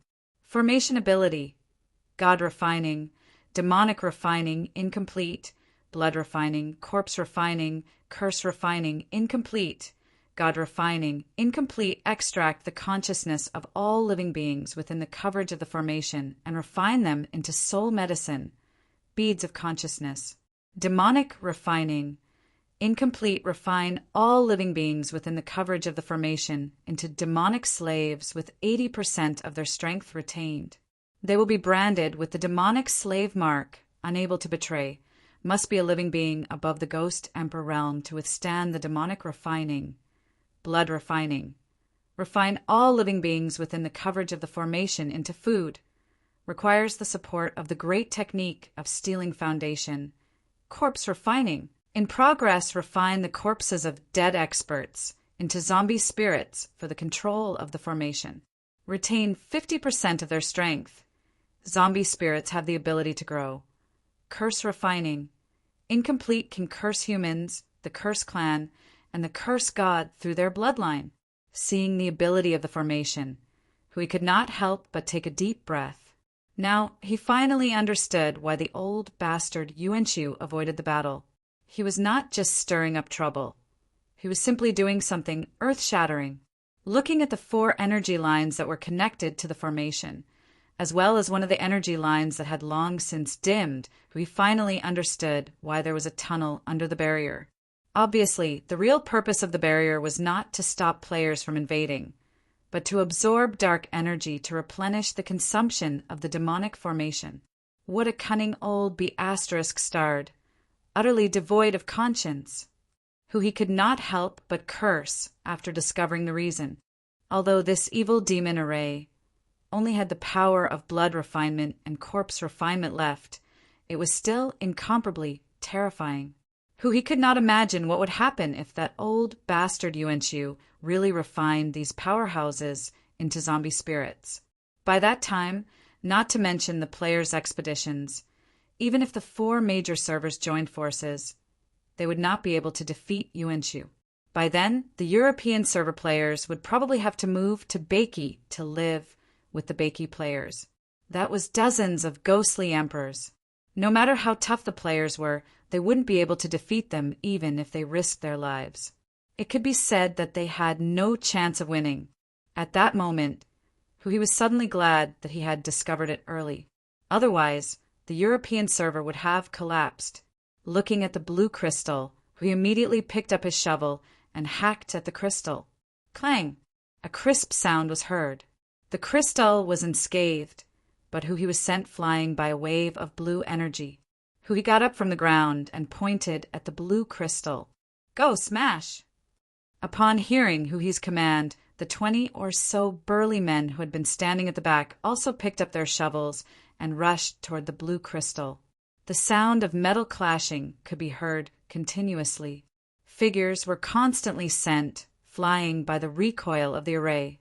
After a round of beating, the crystal was still unscathed. On the contrary, the shovels in their hands were chipped and their durability had dropped by a large margin. Seeing this, he knew that forcefully destroying the array was obviously not going to work. Hence, he stepped into the evil demon array again and reached out to grab a corpse that was sitting cross-legged. He wanted to throw it into the space to see if he could cut off the connection between the corpse and the evil demon array. Game notification. This corpse is being refined and is connected to the evil demon array. Please cut off the connection before attempting to put it into the space. It really didn't work. This won't work, that won't work. What the F***CK should I do? If I don't destroy this place, the European server will definitely be finished. I have to find a way. Hui scratched his head and fell into deep thought. As he thought about it, Hui suddenly had a flash of inspiration. If Yuan-Shu can control this array and refine these corpses, why can't I do the same? Thinking of this, Hui suddenly felt a little excited. He quickly went to the crystal and reached out to touch it. Game notification. This evil demon array has been controlled by Yuan-Shu. Only those of the same realm can erase the controlling imprint. Seeing this notification, Hui's face instantly fell. One had to know that his realm was only that of a Ghost Supreme Commander who had passed the Ghost Supreme trials. How could he possibly have the ability to erase Yuan-Shu's imprint? Hui could not help but let out a sigh. He felt that the European server might really be finished this time. However, giving up just like that was not his style. Hence, he started knocking around the array and even tried to cut off the other 4 energy lines that provided dark energy. However, since the nodes were not destroyed the moment the energy lines were cut off, they would automatically recover. This made Hui a little mad. The refining array set up by the evil demon god left him helpless. It could be said that he had no way to deal with it. Hui was so angry that he was ready to try to destroy it with brute force. At this moment, he suddenly saw a figure sitting cross-legged in the array from the corner of his eyes. He could not help but be stunned. This was because this figure was very familiar. Thinking of this, he activated his analysis ability. Ammo, Su, middle stage Ghost Emperor broken. Corpse information. Once the king of the land of demonic void, Yuan-Shu's father. He controlled the land of demonic void for 380,000 years. Later, he was killed by Yuan-Shu and his position as king was taken away. Looking at the corpse's analysis panel, Hui was stunned. What an unfilial son. He killed his father to prove his Tao, and now he still wants to refine it. Is he still human? He's simply a beast. Hui could not help but complain. Although Hui was surprised when he saw the corpse's information, he did not feel surprised after thinking about it carefully. He had interacted with Yuan-Shu before. He knew that this guy was ruthless and did not care about any feelings at all. As long as there were benefits, he would do anything. Looking at Mo Su, who was sitting cross-legged on the ground with half of his body broken, Hui suddenly had a crazy idea. Should I give it a try? Refining the zombie spirit of the Ghost King realm was extremely difficult for him now. Refining a corpse of the Ghost Emperor realm was almost impossible. Moreover, he had never succeeded in refining Hitorigami. However, at this moment, it seemed like there was no other way. This corpse was of the Ghost Emperor realm. After refining it, he might be able to erase the imprint on the crystal. Thinking of this, he made up his mind. Let's do it. He walked to the front of Mo and took out a series of tools from the space. He began to set up a refining formation around Mo, corpse refining powder, enslavement powder, spirit summoning array, and so on. As his experience increased, the number of tools he had increased from the initial refining array to more than 20. They surrounded Mo in a circle. This time, he even got 23 zombie spirits to sit around Mo. He was prepared to let them help him refine Mo together. After completing the complicated steps, he activated the corpse refining formation. Suddenly, black fog rose from the corpse refining formation and entered Mo's body. As he began to refine, he suddenly realized that the efficiency of the corpse refining formation had become stronger.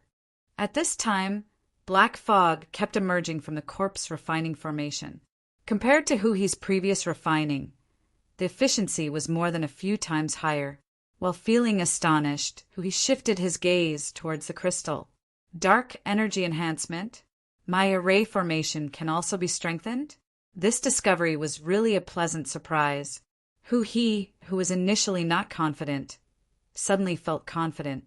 Then he calmed down and began to refine Mo. During the refining, he realized that there was already a lot of refining black fog in Mo's body. This black fog was obviously provided by the evil spirit formation and was completely different from his own. He began to try to drive the black fog out of Mo's body.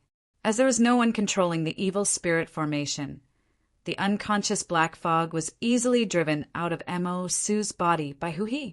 Seeing that it was effective, Hu focused and began to speed up the refining. The 23 zombie spirits sitting around also began to help he activate the corpse refining formation to speed up the refining of the black fog. An hour later, Hu's forehead was sweating and his hands were trembling. He realized that he could not control the black fog to perfectly integrate into Mo's body. This was because Mo's body was too solid like Hitorigami's. It was not something that he could refine at his current stage. After trying again, Hui suddenly sighed and retracted his hands that were controlling the refining of the black fog. The attempt failed again. This time, Hui really could not think of any other way. The formation could not be destroyed, and the zombie spirits could not be refined. It was a flawless 360-degree defense with no blind spots. Distress, endless distress. At this moment, he was already thinking about whether to post a post on the official forum so that the European server players could escape in advance. After all, when all the zombie spirits were refined, Yuan-Shu would be so strong that he could destroy the world. The European server players would not be able to defeat him even if they were to be resurrected 10 times in a row. Oh right, the forum. He suddenly thought that it would be better to ask for help from the players instead of racking his brains. There were all kinds of players in the forum, and he might be able to find a solution there. Therefore, he opened the forum panel and took a picture of the situation around him. Then, he posted a post on both the local and European servers. You may not believe it, but the European server is about to collapse. I'm asking for help from all the professional players. Please come up with a good idea. OP. Taoist Corpse Hunter content. Detailed explanation, attached with video. Such a post full of gimmicks would usually disappear very quickly when it appeared on the forum. However, it was different this time because the poster was Taoist Corpse Hunter, or Hu-He, a man with a natural disaster halo. Soon, a large number of players flooded the post. Crayon_Shinchan, you scared me. When I saw the title and then the OP's name, I thought the malignant tumor was going to do something big again. Laughing emoji. *_universe, Europe, oh my god, dozens of ghost emperors. You must deal with the great demon king. Otherwise, we're really done for. Shocking. JPD, McCrae Europe, what the F***CK, oh my god, is it really that scary? Great demon king, you must stay calm. You must stay calm. It's all up to you. Everyone help. Help. Rolling_Earth Dragon. Europe, we're done for. We're done for. If these ghost emperors are really refined by Yuan-Shu, we can only go to Beiki to fight for territory with the local players. crying emoji. Shuali underscore the underscore strongest replied to rolling underscore earth dragon. Come and try, dripping blood emoji. At this time the players were wailing in the European server forum. After seeing Hui's post, they almost had a mental breakdown. Dozens of ghost emperors. They were having a headache dealing with Yuanqiu alone, let alone dozens of ghost emperors. Therefore, the players quickly united and began to discuss what to do. Looking at the players' discussion, Hui was also thinking if there was any other way. At this moment, a player's suggestion made his eyes light up. In Xiaoqi underscore 8 underscore royal underscore sister. Great Demon King, weren't you still very weak when you stole Cha Na's head? Moreover, you managed to refine it successfully. So, why don't you try twisting Yuanqiu's father's head off and splicing it together? Seeing this reply, Hui's eyes lit up and he slapped his thigh. Good idea. Why didn't I think of it before? Chapter 372. Looking at the various replies from the players on the official forum, Hui's face broke into a smile. At that moment, a large number of players in the forum were asking Hui to turn on the live broadcast. They said that they wanted to discuss and help him come up with a plan to settle this matter. But in fact, they wanted to see Hui the Great Demon King stir up trouble. Hui thought about it and decided to turn on the live broadcast. After all, the suggestions from the players were really helpful to him. The moment the live broadcast room was turned on, countless players flooded in. In just a few minutes, Hui's live broadcast room had become the hottest topic on the official website. At the same time, a large group of onlookers started spamming the bullet screen with "The Great Demon King is stirring up trouble." After taking a look at the live broadcast room, Hui once again focused his attention on the demonic formation. Actually, it was not that Hui had never thought of cutting off the other 4 central points of the barrier to cut off the energy supply here. However, doing so was risky. After all, he did not know when these ghost emperors would be completely refined. If he did not make it in time, the European server would be finished. However, Yin Xiaoqi's reply gave Hui a flash of inspiration. Due to being too nervous previously, he had forgotten that partial refinement could speed up the refining process. Without hesitation, Hui immediately commanded his zombie spirits to start pulling Mo Su's corpse. However, Mo Su's corpse was very hard like Hitorigami's. Even though his zombie spirits had reached the realm of half-step Ghost King, they could not tear Mo Su's head off his torso with all their strength. Faced with this problem, Hui began to take out his corpse-dissolving powder and applied it on Mo Su's neck. Then he began to command the zombie spirits to pull it off. 1, 2, pull. 1, 2, pull. 1, 2, pull. Seeing this scene, the players in the live broadcast room burst into laughter. Crayon Shin-chan, Big Tumor, look behind you. Yuanqiu is watching you. Star of the Universe, Europe, do your best. Great Demon King. If you do this, our guild will pay for all your expenses in breaking the seal. Jason, Europe, Great Demon King, it's really up to you this time. I've sent you 10,000 soul coins in the form of an email. Please check it. Do your best. Big Green Dragon, Europe, ha ha ha. After fighting with Yuanqiu for so long, I'm inexplicably happy to see this scene. Maybe my grudge against Yuanqiu is too deep. Roasting Chang, while hugging Jade Rabbit. Haha, the European server is about to collapse. Is it really okay for you guys to be so happy? Goblin Worship, Yuanqiu, Mother of Asterisk Her. Just you wait, laughing emoji, watermelon underscore Turo. I'm shocked. More than 20 naked men are actually doing this. It's a large-scale dismemberment scene. I'm just a child. It's too scary.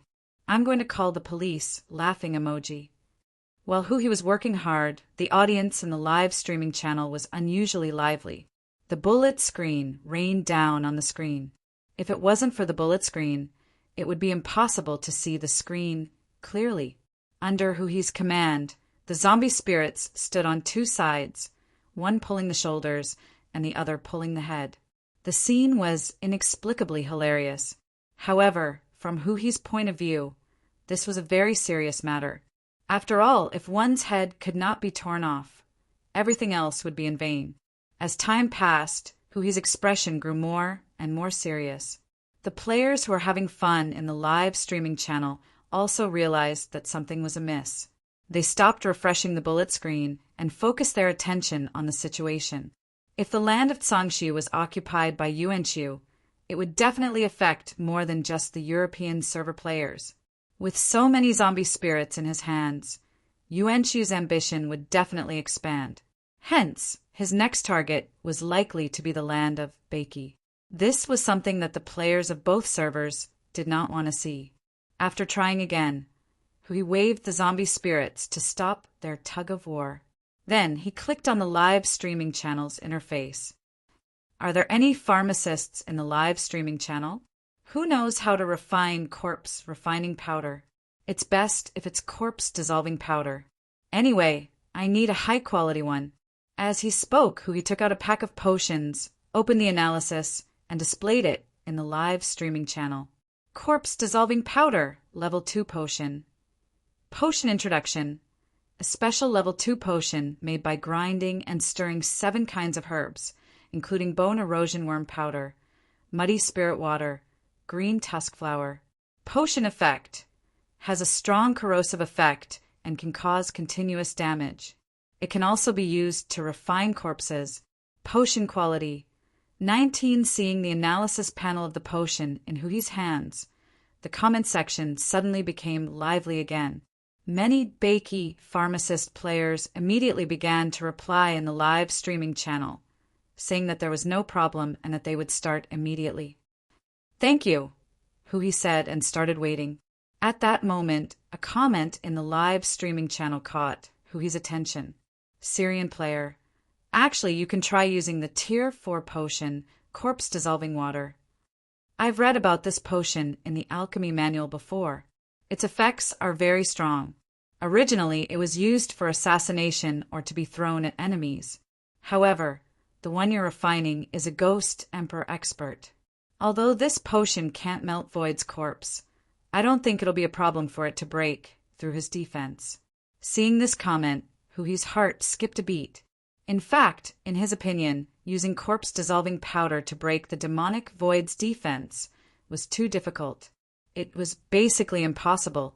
He had also considered using a higher-level corpse-dissolving water, but the pharmacist profession had just been released not long ago.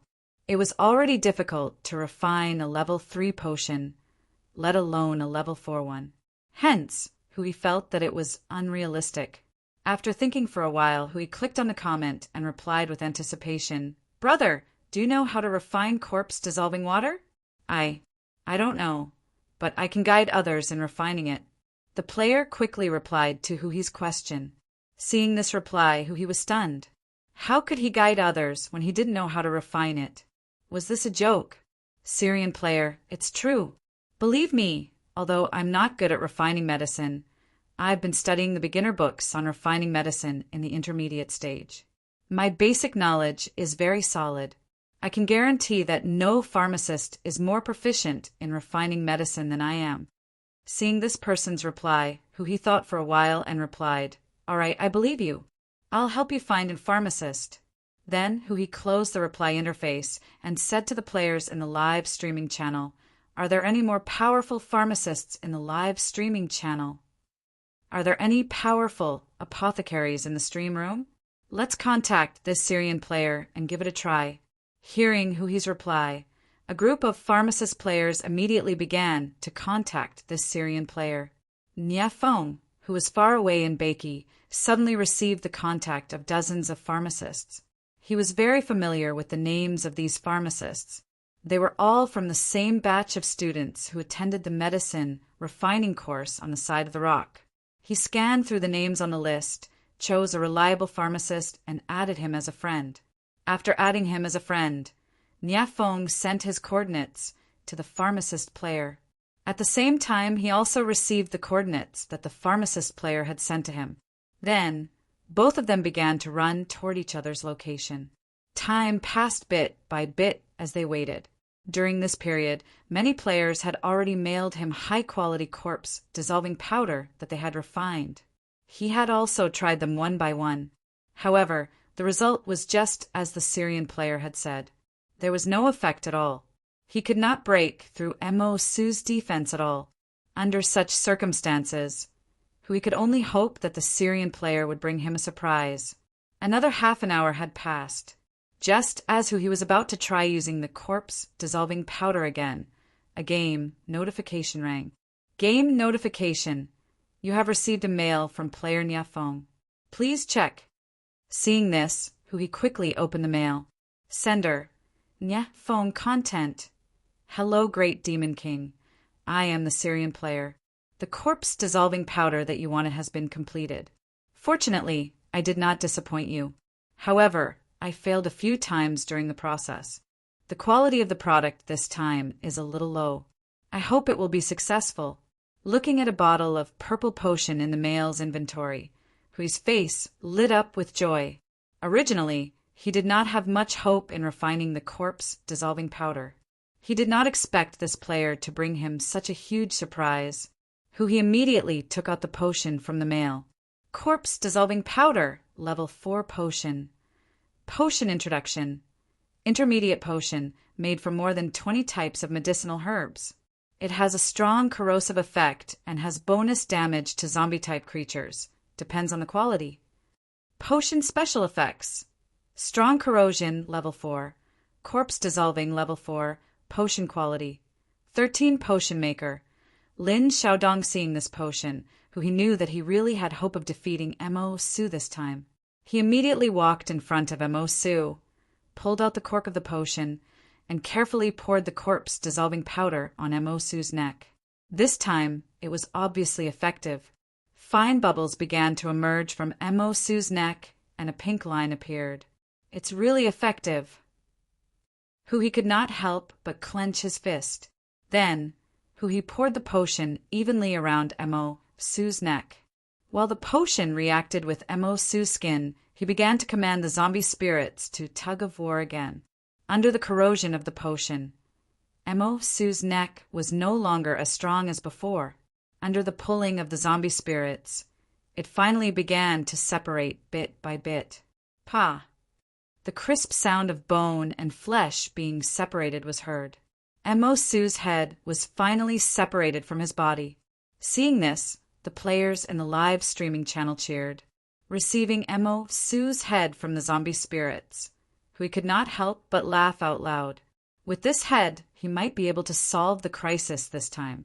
His strength would also be greatly improved. What a happy ending.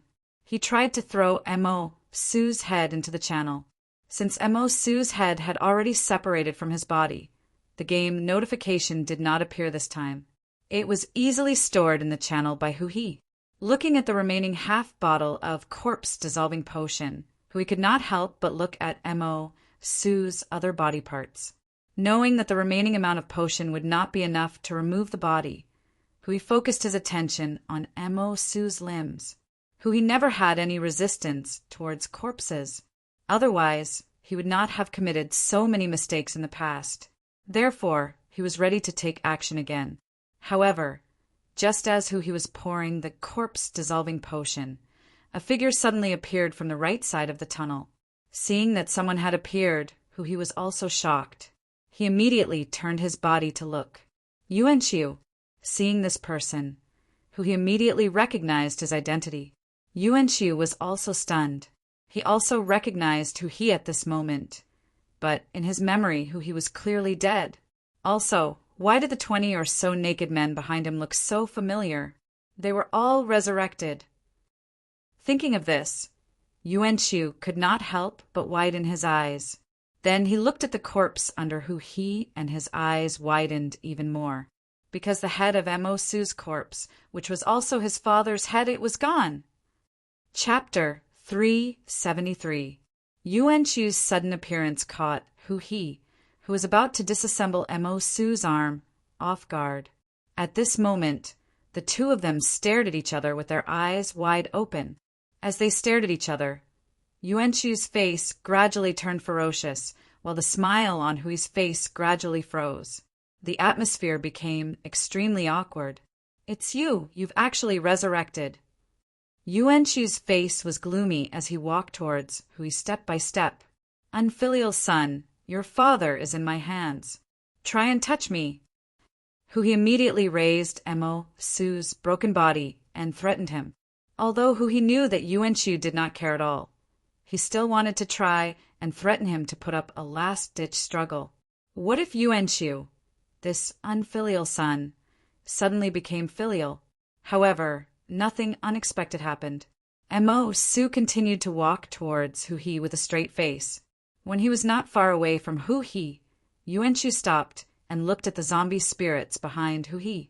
"So you're the only one who resurrected. They've all become zombie spirits. Are you a zombie forge master? I'm your father." Knowing that he could not escape, Hui did not bother to talk to Yuanchu anymore. He pointed at Yuanchu, and suddenly, the zombie spirits behind him began to rush towards Mo Su. Seeing this, Yuanchu's face turned cold. With a wave of his hand, he sent several zombie spirits flying. His figure flashed, and he quickly rushed towards Hui. Seeing this, the surrounding zombie spirits immediately blocked Hui's way. However, in the face of the powerful Yuanchu, the zombie spirits were completely helpless, even if they had the strength of a half-step Ghost King. Under Yuanchu's charge, they could not resist and were all sent flying. At this moment, Yuanchu arrived in front of Hui, grabbed his neck, and slowly lifted him up. "It's not an ethereal body, it's a physical body. You've really resurrected." Looking at Hui, Yuanchu could not believe it. "I wanted to resurrect your father and teach you a lesson, you unfilial son." Hui continued to be stubborn. Hearing this, a ferocious smile appeared on Yuanchu's face. "Speaking of which, you and I have a deep relationship. Back then, you rejected my offer to surrender. Now that I'm giving you another chance, will you cherish it? How regretful. Why did I let you out, you scourge?" Hearing Yuanchu's words, Hui recalled the mistake of letting Yuanchu out and felt remorseful. Don't jump to conclusions so early. Think about it carefully. How powerful will I be after I refine these experts who once shook the heavens and the earth in this region? Follow me, and your future will be limitless. As long as I conquer a second major domain or become a god, I'll grant you the position of an abyssal prefect. Although Hui's attitude was bad, Yuanchu did not kill him directly. He had interacted with Hui a few times and knew how valuable he was. Back then, he had a huge advantage and could have easily taken over this region with the help of the powerful army of the original Tsangshu. However, due to Hui's frequent release of natural disasters, the situation had become chaotic, resulting in the current situation. Originally, he hated Hui to the core, but things were different now. Now that he had control over the demonic formation, Hui's ability to easily find seals and the corpses of powerhouses was too valuable to him. Therefore, Yuanchu wanted to try and recruit Hui. He believed that as long as Hui was loyal to him, he would be able to obtain a powerful and incomparably large zombie army with Hui's ability. By then, he would be the uncrowned king, second only to the gods. I know what you're thinking. Unfortunately, I can't rest easy if I'm loyal to an unfilial son like you who killed his own father. Hearing this, Yuanchu's face darkened. He had actually restrained his temper towards Hui, but he did not expect Hui to not give him any face at all. Looks like your choice this time is still as ignorant as before. Yuanchu asked again. I never negotiate with beasts, Hui continued to speak. Then go to hell. Yuanchu had lost his patience. His right arm that was strangling Hui's neck suddenly expanded, and with a huge force, Hui's neck was instantly broken. Then he turned into a black fog and dissipated on the spot. Seeing Hui turn into a black fog and dissipate after his death, Yuanchu's expression turned solemn. After contacting Hui, Yuanchu was sure that Hui's body was a physical entity, and there was a soul within it. However, both the soul and the body had disappeared into thin air. This time, Not only did Hui's body disappear, but the 20 zombie spirits also disappeared. All of this was very strange. Yuan Shu suddenly thought of the player clan, one of the forces under the evil king that had been fighting with his Yuan Shu army recently. Could it be that he was from the player clan?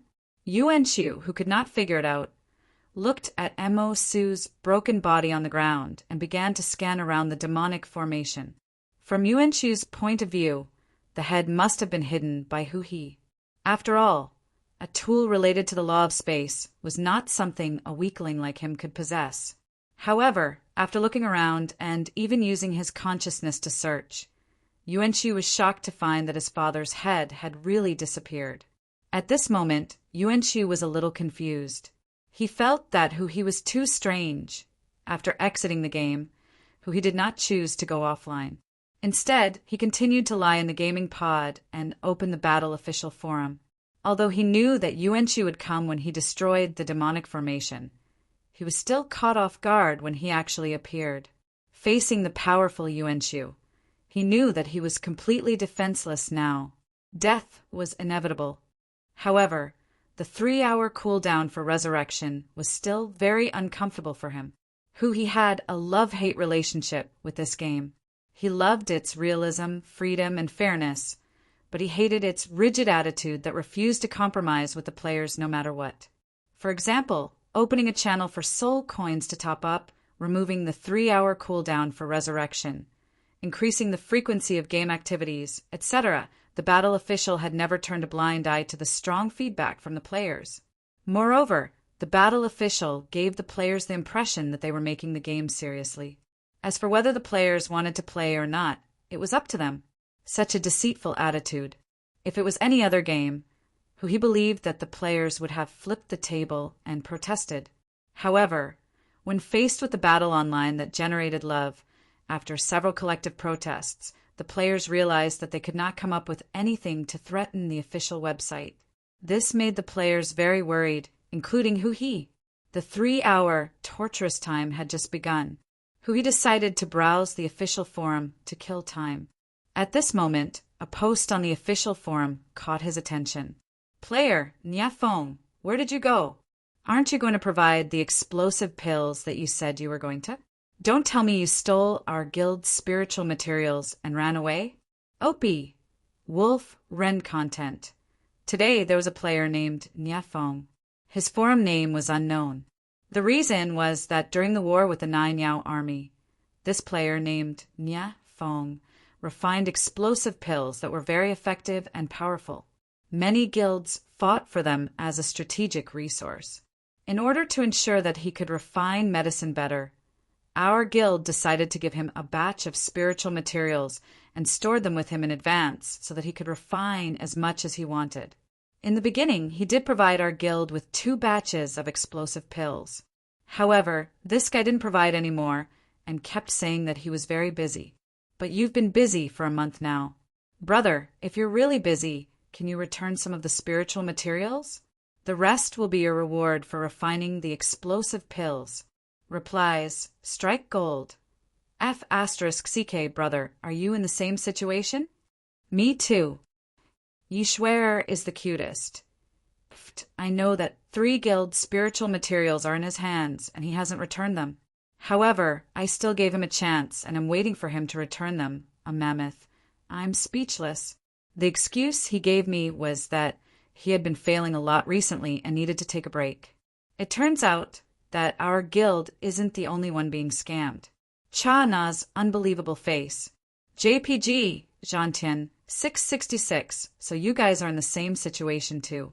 Looks like I'm not alone. This is a huge scam. So many people have fallen into it. Laughing emoji. This post was originally posted by a player, but it became a hot topic after it attracted a lot of attention from the guilds that were scammed. While reading the post, Hui felt that the name Niafeng was very familiar. He thought about it carefully and suddenly remembered. Isn't this the master apothecary who gave me the corpse-dissolving water and guided others in refining level for medicine? I didn't expect him to be such a person. Hui originally had a good impression of Niafeng, but he couldn't help but sigh when he saw so many powerful, guilds denouncing him. At this time, another post popped up in the forum. What caught Huhi's attention was that the person who posted it was the Syrian player Niafong. He immediately clicked on the post. Alright, I'll be honest. I'm really being honest. I can't take it anymore. I'll tell you the truth. I hope everyone can understand. Original poster, Syrian player content. I know that everyone is looking for me. Many guilds have stockpiled a large amount of spiritual materials with me, which adds up to hundreds of thousands of soul coins. This is definitely not a small amount. Originally, I just wanted to provide some help to everyone fighting against the Nine Yao army by refining explosive pills for free. I'm very grateful that all of you trusted me and gave me so many valuable spiritual materials.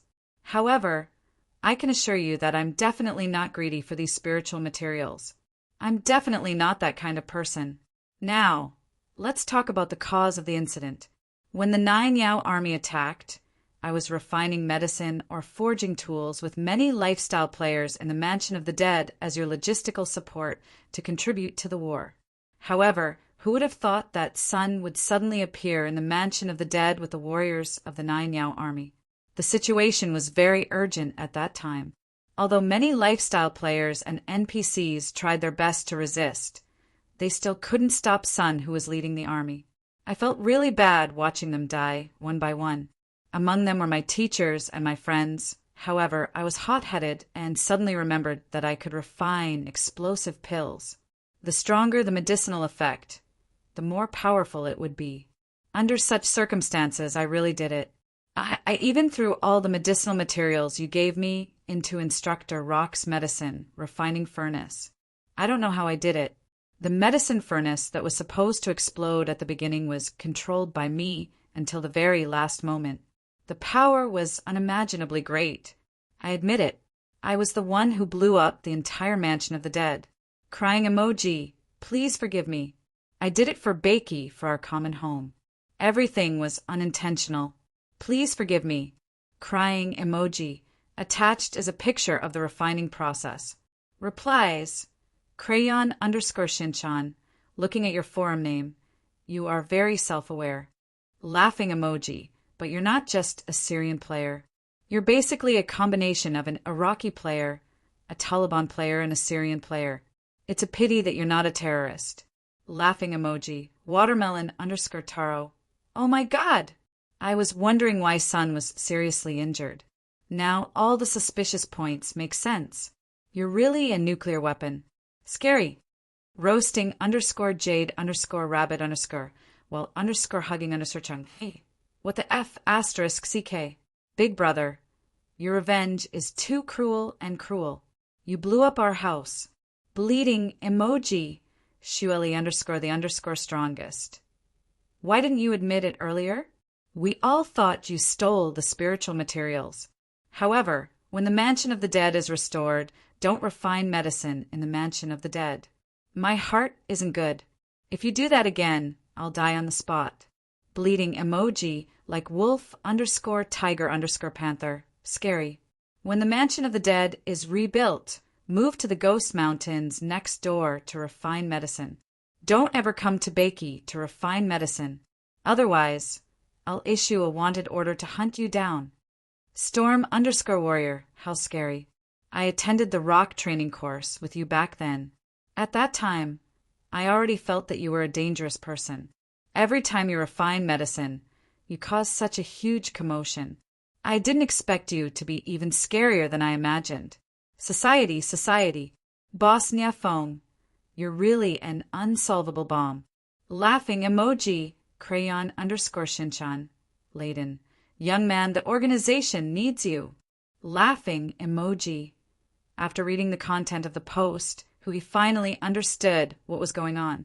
At that time, the explosion of the Mansion of the Dead caused a huge sensation. Basically, all the players thought that it was Sun's doing. After all, other than Sun, no other player had the ability to destroy the world. However, if it was really Sun's doing, there were many suspicious points. For example, if Sun wanted to occupy Beiki, why would he destroy the most important Mansion of the Dead? Also, Why would Sun be on the verge of death after destroying the mansion of the dead? This time, after Nia Feng posted an explanation and attached a picture, all the suspicious points were explained. At that moment, he had no choice but to admit that this Syrian player was really cruel. He was simply a malignant tumor. At that moment, he was immersed in the role of a bystander. He had completely forgotten that he was the biggest malignant tumor among the Battle Royale players. While browsing through the replies in the post, he suddenly had a flash of inspiration. Wasn't he able to refine a nuclear bomb? Could the demonic formation under the uncanny dragon tomb explode? Chapter 374. Thinking of this, he immediately opened his mailbox in the forum and found the email sent by Nia Feng. Then he clicked on the profile picture of the Syrian player and chose to add him as a friend. Now he was at a loss as to how to destroy the evil formation. Moreover, Yuan Shu should have discovered the broken boundary point and would definitely repair it to speed up the refinement of the evil formation. Yuan Shu might even become more vigilant and station troops at each boundary point to prevent the same thing from happening again. Therefore, to Hu He, destroying the demonic formation had become a very difficult task. Even if he managed to avoid Yuan Shu's troops and entered the evil formation, it was still uncertain whether he could destroy the evil formation with just Mo Su's head. However, things were different now. After knowing that there was such a malignant player like Nia Feng and learning about his alchemy, he felt that he could cooperate with him to blow up the entire evil formation and eliminate any future troubles. While waiting, Nia Feng accepted his friend request. He clicked on the dialogue box with anticipation. Hu He, Brother Nia Feng, I have a big deal here and I need your help. Nia Feng. F*CK, the Great Demon King, added me as a friend. Scary, fearful eyes. JPG. Hu He. What's there to be afraid of? Tong Gua's confused face. Nia Feng. You're the malignant Great Demon King. When you first entered the game, it happened to be the evil calamity. As a newbie, I was really miserable, wiping tears. I really wanted to stab you. Hu He. You're the malignant Great Demon King, flustered and exasperated emoji. Speaking of which, do you want to help me? Nia Feng. Great Demon King, I'm sorry, I really don't have time. I have to find a way to repay my debt. A few big guilds said that they don't want to repay, but a few small guilds are broke. Their spiritual materials are basically all in storage. Although they also said that they don't need to repay, they can't live with their conscience. Recently, I've been preparing to refine exploding pills and sell them for money to repay my debt. Hu He, good job. But if you come with me and do this, you'll be rich immediately. I guarantee that you'll be able to repay your debt and even have a surplus. Nia Feng, what's the matter? Don't tell me you're going to cause trouble again. I'm very kind, fearful look. Hu He, am I that kind of person? Exasperated emoji, this time I'm going to destroy the evil demon formation. You've seen the live stream. The evil demon formation is too sturdy. It's basically impossible to destroy it with brute force. But with you, there won't be a problem. When the time comes, there will be many big guilds in the European server funding this. Nia Feng, I think I understand what you want me to do, but I can't control the effects of the drug. Last time it was extraordinary. I can't do it now. Hu He, how would you know if you don't try? Young man, the organization needs you. Don't hesitate. You're about to save the entire European server. Nia Feng, let me think about it. Please wait. After Nia Feng said that he would consider it, he waited anxiously. Now he was afraid that Nia Feng would disagree. After all, Nia Feng was the core of the plan he had come up with. Without him, he would have to think of another way. About half an hour later, he noticed a notification in the chat box. He immediately opened it and saw that it was Nia Feng's reply. Great Demon King, I'll join your organization. Let's destroy the world together. No, let's save the world. Seeing this reply, he couldn't help but laugh. He immediately replied to Nia Feng, asking him to come to the land of Tsangshu from the Ghost Mountains and come to his aid. After receiving the reply, Hui opened his friend list again. He found a European server's guild group and clicked in. Then he told them about Niefeng's participation in the group. He also mentioned that destroying the demonic formation required a lot of spiritual materials, so he needed funding from all the major guilds. In response to Hui's request, the guild leaders in the group immediately expressed that they had no problem with it. They also asked Hui how many spiritual materials he needed. Hui wasn't sure about this, so he looked for Niefeng to ask about the amount of spiritual materials he needed to refine the nuclear bomb. Niefeng's reply was only 4 words. The more, the better. Seeing this reply, Hui felt helpless. Hence, he replied the same sentence in the European server's guild group. The guild leaders didn't reject Hui's request. After all, this matter concerned the entire land of Tsangshu. If the entire land of Tsangshu was really occupied by Yuanshu, their losses would be irreparable. They might even have nowhere to go when the time came. After all, Beiki was the territory of the original players. Although everyone was a player, due to the competitive relationship, conflicts were inevitable. They would definitely be the target of expulsion by the Beiki players. Hence, Hui was their life-saving straw. Naturally, the need for a large amount of spiritual materials was not a problem. Many guilds started to get busy immediately. Even the small guilds began to look for their guild members to gather spiritual materials together. The price of spiritual materials in the European server's auction house began to soar. In about half a day, the price of spiritual materials in the European server had actually increased by 1/3. One had to know that the price of spiritual materials was basically stable now. This kind of increase made many clueless casual players who needed spiritual materials tremble with fear. They almost had a mental breakdown. They thought that the price of the entire European server was going to skyrocket and that poor people like them were going to be finished. In half a day, as Hui waited, nearly 50,000 spiritual materials had been sent to his account in the form of mail. At this moment, Hui felt that he was really rich. However, these spiritual materials were not provided for him. They were provided for the malignant bomber that he was preparing to receive. At this moment, Hui was at the border between the land of Tsangshu and the Ghost Mountains, waiting for Niefeng's arrival. In the meantime, Niefeng kept sending his coordinates to him to report his location. At this moment, the two of them were less than a kilometer apart.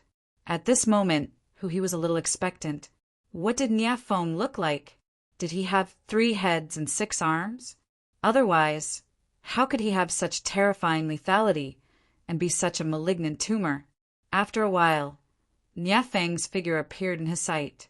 To Hui's disappointment, he did not have 3 heads and 6 arms. He was just a gentle young man. Hui could not help but pout. He felt that Niefeng's appearance did not match his title of malignant bomber at all. He was so weak. Seeing Hui's beckoning, Niefeng immediately quickened his pace and jogged to Hui's side. Great Demon King. Bomber? Then, the two of them looked at each other and smiled. Everything was said without words. Is this the land of Tsangshu? I've never been here before. I've only seen it in videos. Niefeng seemed a little curious. There's nothing much to see. It's just that the scenery is different and the environment is different. Everything else is similar. After all, Tsangshu and Beiki are adjacent to each other. In comparison, the difference between the Hell server and the Asia server is bigger. I'll have to visit it when I'm free in the future. Then the players from the 2 servers will have a headache. Niefeng suddenly stopped talking. He could clearly feel the murderous aura coming from Hui. Let's go to Hidden Dragon Village first. There's a teleportation point there that leads directly to the demonic domain. Then we'll go straight to Spectral Dragon Tomb. I'm afraid that something will happen if we delay, Hui said. At this moment, Hui was still a little worried. After all, he could not grasp the specific time needed for the demonic formation to refine those Ghost Emperor level masters. In other words, danger could come at any time. Hence, his heart was filled with a sense of urgency. Niefeng nodded immediately. He did not know why. Perhaps it was because there were too many legends about Hu-He the Great Demon King. But when he faced Hu-He, he felt a faint sense of fear. Then, Hu-He brought Niafeng to Hidden Dragon Village. Along the way, Niafeng's eyes kept looking around. Obviously, it was his first time in the land of Tsangshu, so he was filled with curiosity. After arriving at Hidden Dragon Village, the completely different style of buildings attracted Niafeng even more. He even had the urge to stop and admire it and study it. Of course, this was decisively stopped by Hu-He. Along the way, Niafeng gave Hu-He the feeling that he was curious about everything. He wanted to study everything and maintained a curious attitude. At this moment, Hu-He finally understood why Niafeng was so good at refining medicine. He was simply a scholar who was always thinking about how to acquire knowledge. However, he had gone astray and actually walked the path of a bomber. Along the way, the two of them chatted as they walked.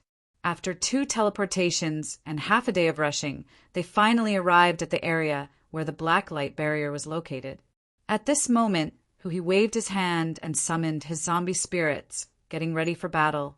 After all, as long as Yuan-Shu was cautious enough, he would definitely not let the same thing happen twice. It was very likely that he would send troops to guard the place.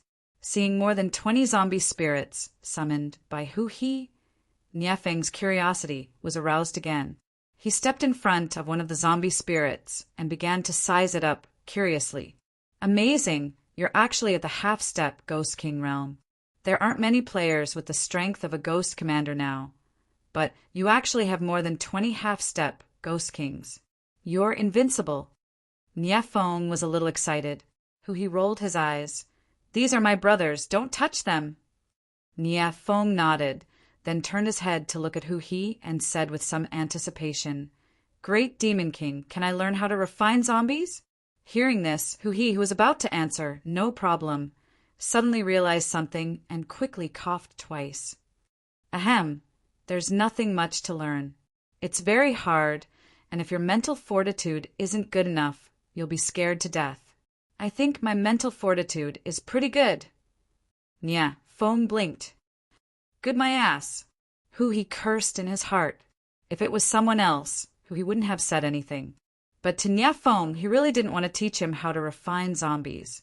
After learning about Niafeng's deeds, he knew that this kid's refining skills could not be described as just unreliable. He was completely destroying things. He was afraid that if he taught Niafeng how to refine zombies, he would come up with a self-destructing zombie spirit routine. Then, the reputation of the zombie forge master would be ruined in his hands. Therefore, Hu-He rejected him righteously. The reason was that it was for his own good, and he was afraid that Niafeng would be scared to death. Although Niafeng wanted to refute this, he still had some idea in his heart. He could only withdraw his request with a bitter face. Niafeng still felt that refining medicine and refining zombies were different. It might not necessarily explode. Chapter 375. Returning to the area where the black light barrier was located, Hu-He could not help but be vigilant. This time, he did not choose the central point of the barrier that he destroyed previously.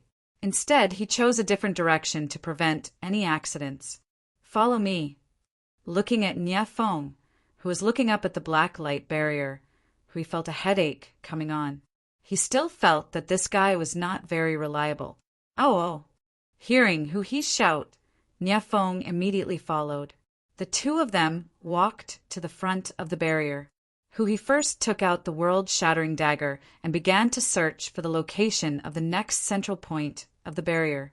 After confirming the location, he brought Niafeng along and sprinted towards the central point of the barrier. After a half-hour journey, when they were close to the central point of the barrier, Hu-He suddenly stopped and quickly pulled Niafeng to squat down. What's wrong? Niafeng squatted down and asked softly. There are soldiers stationed in front, right beside the barrier. It's just as I guessed. Hu-He said with a serious expression. What should we do? Niafeng was also a little nervous after hearing Hu-He's words. Let's check their strength first. As long as they are not at the Ghost King level, I can handle them." As he spoke, Hui pushed aside the withered weeds beside him and quietly poked his head out to look at the soldiers in the distance. Analysis ability activated. Game notification. Target is too far away, unable to check. Seeing the game notification, Hui could not help but be stunned. Actually, the soldiers in the distance were just a few black dots in his eyes. However, he did not expect that he could not analyze the target's information at such a distance. Hui could not help but feel a little depressed. How is it? Are they strong? Nia Feng shrunk his head and asked nervously, "I can't see clearly, but why do you look a little scared?" Hui looked at Nia Feng and curled his lips. "I'm a lifestyle player, I don't fight much." Nia Feng answered immediately, "A lifestyle player who blew up the mansion of the dead? A Syrian lifestyle player?" Hui suddenly felt that Nia Feng's words sounded so shameless. He was obviously a malignant player, but he still wanted to disguise himself as a kind, lifestyle player. Was there still any law? Nia Feng heard this and immediately put on a bitter face. He did not speak, but he felt extremely wronged. Just then, Hui said, "Wait for me here. I'll go check out the situation. Wait for my news." Nia Feng nodded and continued to shrink his body. Seeing this, Hui first kept all the zombie spirits behind him into the zombie soul bag. Then he began to move forward, slowly like a cat. The closer they got to the area where the soldiers were stationed, the more nervous Hui became. After all, they did not have much time left. If they missed this opportunity, the consequences would be dire. While approaching the soldiers, Hui activated his analysis ability from time to time. As he was unsure of the maximum range of the analysis ability, he could only try again and again. After advancing a certain distance, Hui tapped on the analysis function again. This time, the information of the soldiers stationed at the front appeared. Soul Snatcher, late-stage Ghost Commander. Character details, subordinate of the soulless tribe in the Yuanshu army. Has the special ability to steal souls. Character status, normal, Ghost Soldier Guard, mid-Ghost Commander. Character details, elder of the soulless tribe under the Yuanshu army. Expert in physical and blood elementalists. Strong in close combat. Using his analysis ability, Hui quickly understood the strength of the garrison soldiers. Although there were dozens of people in front of him, the strongest among them was only a soul snatcher in the advanced stage of the Ghost Supreme Commander realm. To Hui, it was still very easy to deal with them. This time he did not panic. He slowly stood up and walked toward the garrison soldiers. The moment he showed his head, the soldiers immediately glanced at him with a vigilant look on their faces. "Who is it?" the soul snatcher priest shouted at Hui from afar. Hui did not answer and continued to walk forward calmly. Seeing Hui's attitude, the garrison soldiers all showed a vigilant look on their faces. They were not stupid. Since Yuanshu had sent them to guard this place, it was obvious that there was danger. Although Hui was only one person. If he did not have the strength, how would he dare to approach them so calmly? "This is our king's territory. If you dare to come any closer, we won't be polite anymore," the leader of the priests shouted angrily. At this moment, Hui was extremely calm. More than 20 of his underlings were all half-step Ghost Kings. It would be a piece of cake for them to bully these Ghost Supreme Commanders. Therefore, a heroic spirit rose in his heart, and he continued to walk forward calmly. This undoubtedly made the garrison soldiers even more nervous. "Priest, do you want to send a signal?" the ghost soldier asked. To be on the safe side, although every boundary point was guarded by a Ghost Supreme Commander, the captain of each garrison had a psychic lamp that could transmit signals. As long as he extinguished the lamp, Yuanshu and the Ghost Kings in the Spectral Dragon Tomb would receive the message and rush over to support them. Seeing that Hui was getting closer, the ghost soldier could not help but ask the priest nervously, "No hurry, let's test his strength." As he spoke, the priest pointed the staff in his hand at Hui and murmured an incantation. Circles of black light emerged from the tip of the staff and attacked Hui. Seeing that they were about to attack, who he did not hesitate and decisively summoned more than 20 of his underlings. The appearance of these zombie spirits really frightened the soldiers stationed here. At this moment, the black light wave approached. Under Huhi's command, the zombie spirits immediately stood in a row in front of him. However, what Huhi did not expect was that the black light wave would mysteriously pass through the zombie spirits' bodies and hit him in an instant. Haha, return of the soul! Upon seeing this, the priest gently shook the tip of the staff and began to absorb Huhi's soul. Hearing this, Huhi was shocked. He did not expect that this person's attack was not a physical attack. He was done for. However, what surprised Huhi was that after a few seconds, nothing happened to his body. At this moment, the game notification appeared. Game notification. Attacked by soul assimilation. This attack is ineffective and has been exempted. Seeing the game notification, Huhi let out a sigh of relief. Then, with a ferocious expression, he waved his hand at the priest and the others who were standing in front of the black light barrier. Beat them up! Beat them to death! Upon hearing Huhi's command, more than 20 half-naked zombie spirits immediately dashed towards the soldiers stationed there. These zombie spirits were all Ghost King level experts when they were alive.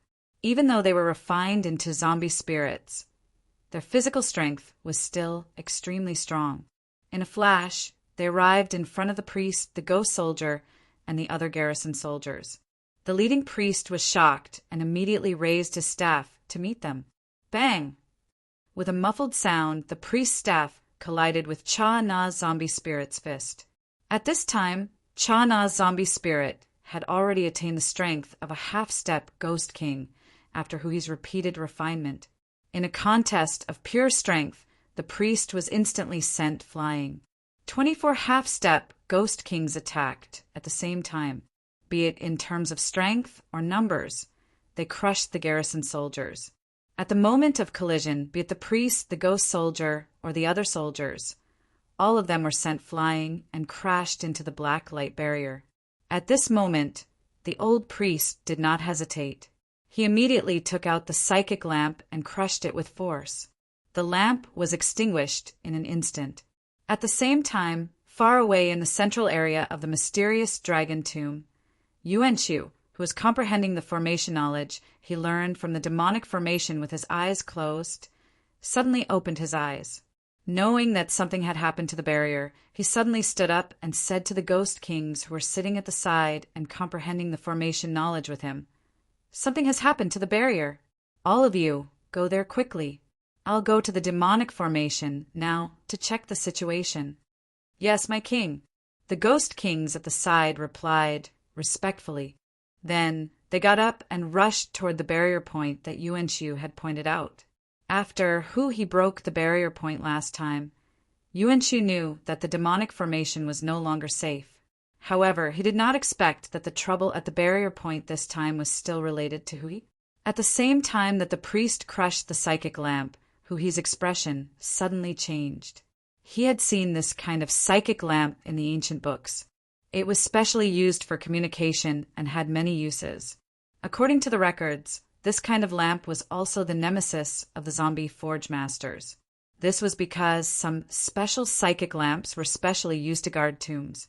As long as a tomb robber entered a tomb chamber with a special psychic lamp, the lamp would automatically extinguish and convey the news to the descendants of the tomb owner or the tomb keeper. In the secret skill of zombie spirit sect that his grandfather passed to him, there was a special page that described this lamp in detail. At this moment, Huhi realized that things were not looking good. If Yuan-Shu really came, the mission would definitely fail. He immediately shouted in the team voice chat, "Bomberman, come here quickly. Bomberman, hurry up and come over here. We have to hurry." After shouting, Huhi raised his hand and pointed at the priest and the others. "Leave no one alive, kill them all." When the zombie spirits heard this, their attacks became more ferocious. The priest and the soldiers could only defend bitterly.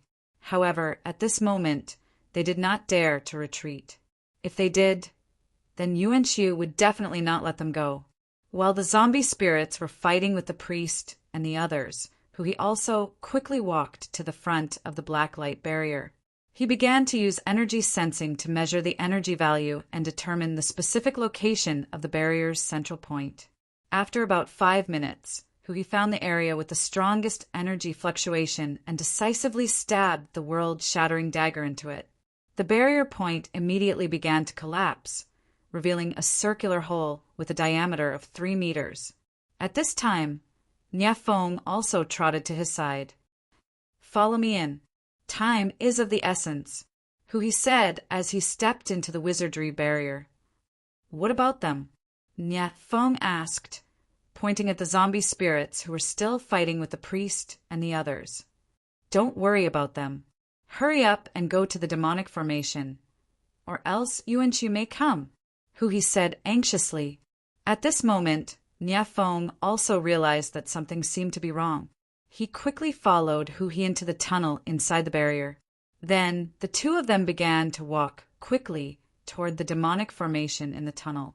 While moving forward, Niafeng could not help but ask, "Great Demon King, if I were Yuanqu, I would directly go to the demonic formation and wait for him when I receive the news that someone has broken the seal. Anyway, I'm the strongest in the land of Tsangshu. No one can defeat me. Why would I go to the barrier point to look for you?" Hearing this, he suddenly stopped in his tracks. Niafeng suddenly knocked his head on Hui's back. Yes, Yuanqu's strength was the strongest in the land of Tsangshu. Other than the evil king, there was no one who could rival him. Why would he go through so much trouble to look for him? Niafeng's words suddenly made Hui realize that Yuanqu was probably already waiting for their arrival in the demonic formation. F***CK. What should we do? I'm afraid we're going to fail again. Thinking of this, Hui could not help but curse. I have an idea. Niafeng chuckled at this moment. Hurry up and release it. Look at the time, you damn tumor. Looking at Niafeng's thoughtful look, Hui really wanted to refine him into a zombie spirit and whip his corpse. Chapter 376. It's actually very simple. Think about it. Who in the land of Tsangshu can fight against Yuanqu now? You mean the evil king? He's only a beginner ghost emperor. He can only fight against Yuanqu. There's still a gap in strength, Hui said in shock. We don't need the evil king to fight against Yuanqu. Instead, we need him to lead the players to attack the barrier or even the spectral dragon tomb. In the land of Tsangshu, who else do you think is a match for the evil king other than Yuanqu? As long as he makes a move, Yuanqu will definitely stop him and buy us enough time. Good idea. You're quite smart, you damn malignant tumor. After understanding Niafeng's intention, Hui suddenly realized that this plan was totally feasible. I just read a lot. Niafeng scratched his head and revealed a shy look. Seeing this, Hui couldn't help but raise his middle finger, feeling that this damn malignant tumor was really good at acting. Then, Hui decisively opened the live streaming channel. While walking towards the demonic formation with Niafeng, he began to contact the players through the live streaming channel, asking them to look for the evil king and prepare to organize a wave of feint attacks. At this time, most of the European server players were paying attention to Hui's movements. Seeing that Hui had opened the live streaming channel, countless players immediately swarmed in. After hearing Hui's request, a large number of European server players responded to the call and began to look for the evil king. At this time, the evil king was in the ruins of the ruins, drinking the fine wine he bought from the games auction house, enjoying the feeling of having a physical body with a satisfied look on his face. At this time, a large number of players suddenly came to him. This made the evil king a little confused, but after understanding the player's request, he suddenly felt a little worried. You want me to fight against Yuanqu? Isn't this bullying him? Even if I give him a handicap of 2 hands, he still won't be a match for me. However, the evil king was still very friendly towards the players, so he sent this request back to Lu Wu. After receiving the message from the evil king, Lu Wu immediately replied, Only the original beginner ghost emperor strength is allowed. New god level strength is not allowed. From Lu Wu's point of view, The evil king's strength had already reached the god level. If he was really allowed to display his strength, the players' mentality would change in the future. In the future, they would seek help from the evil king whenever they encountered a problem. This was what Lu Wu wanted to see. After all, the development of the players was the most important, and all the dangers were meant to temper them. After receiving Lu Wu's reply, the evil king immediately decided to bring the players to the black light barrier to fight Lu Wu. Through the bullet screen in the live streaming channel, who was on his way to the demonic formation, knew that the evil king had agreed. Both of them immediately hastened their pace towards the demonic formation. After the previous experience, he knew that it would take at least half a day for him and Ye Feng to reach the evil spirit formation. Therefore, he began to communicate with the players through the live stream to obtain information from the outside world. Half an hour later, he received feedback from the players in the live streaming channel. They had assembled and were on their way to the black light barrier. At this moment, he was slightly excited. As long as Yuanxu was gone, the chances of blowing up the evil spirit array would be greater. After another 4 hours of hurrying, he stopped when he felt that he was close to the demonic formation. He waited for the players' final feedback. Meanwhile, in the outside world, the huge army of players was approaching the black light barrier through the teleportation point to the demonic realm. When they were about to reach the black light barrier, the evil king's figure separated from the army of players and floated into the air. Then he turned into a stone statue in the air and crashed into the black light barrier. Of course, the evil king was using his beginner ghost emperor strength instead of his divine power. Boom! The collision caused the black light barrier to shake violently, forming waves of energy ripples that spread to the surroundings of the barrier. Boom! The evil king's second collision arrived, and energy ripples formed again at the point of impact. In the distance, when the soldiers stationed here saw the appearance of the energy ripples, their expressions immediately tensed up. Immediately after, a group of soldiers hurriedly rushed in the direction of the ripples, wanting to see who exactly was the audacious bastard that destroyed the barrier.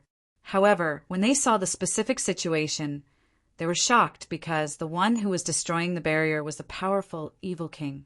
Not far away, the densely packed army of players was slowly advancing. At this moment, the soldiers stationed at the place did not hesitate and immediately took out the psychic lamp that they carried with them. Then, they injected a strand of their consciousness into the psychic lamp and decisively crushed it. Yuanxu, who was in the evil spirit formation, immediately received the feedback from the soldiers. However, it was different this time because the feedback from the soldiers was, "The evil king's army is attacking. The mysterious dragon tomb is in trouble."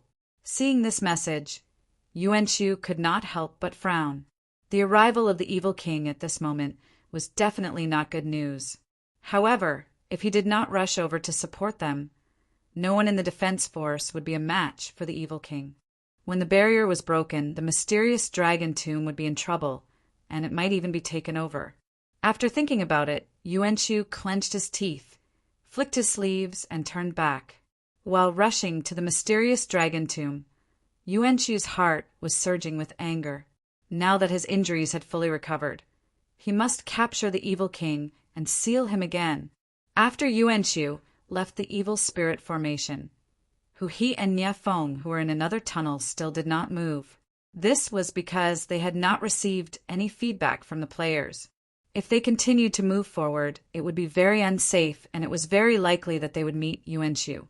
While waiting anxiously, he and Ye Feng did not chat. In their hearts, they were hoping that Yuanxu would take the bait. At this moment, a bullet screen floated by in the live streaming room. "Great Demon King, it's done. Yuanxu is really here. Now that he is fighting with the evil king, we are also fighting with Yuanxu's subordinates. They have too many ghost kings. We can't hold them off. You guys can do it." Seeing this message, he and Ye Feng's eyes lit up and immediately walked toward the end of the tunnel. In order to destroy the evil spirit formation, they had gone through several setbacks. This time, he was determined to destroy it. After another half an hour of rushing, when they appeared at the corner, who he knew that they had entered the area where the evil spirit formation was located. After passing through the corner, a cave shrouded in blue light appeared in front of them. "Is this the evil spirit formation?" Nia Fong asked curiously as he looked at the huge formation that covered the entire cave. "Yes, let's go to the central area. It's all up to you this time," Hu He answered immediately. The two of them strode to the center of the evil spirit formation. Then Hu He confirmed that Nia Fong chose to trade and traded all the spiritual materials in the space. "Bomberman, don't make any mistakes. This time, there are so many brothers from the European server who are fighting for us outside." Upon hearing this, Nia Fong nodded solemnly and took out a red and gilded alchemy furnace from the space. This alchemy furnace was specially made by the #1 blacksmith, Lin Tai. It was one of the rare 4th grade alchemy furnaces among the players, and it was also the key to his refining of the nuclear bomb this time. After turning on the switch, the flaming stone in the alchemy furnace suddenly began to glow and emit raging flames. After the flames stabilized, Nia Fong began to take out spiritual materials and threw them into the furnace. The inside of the alchemy furnace was a self-contained space, so it was not a problem to throw in a large number of medicinal materials. Under the high temperature of the flames, the medicinal materials began to gradually melt.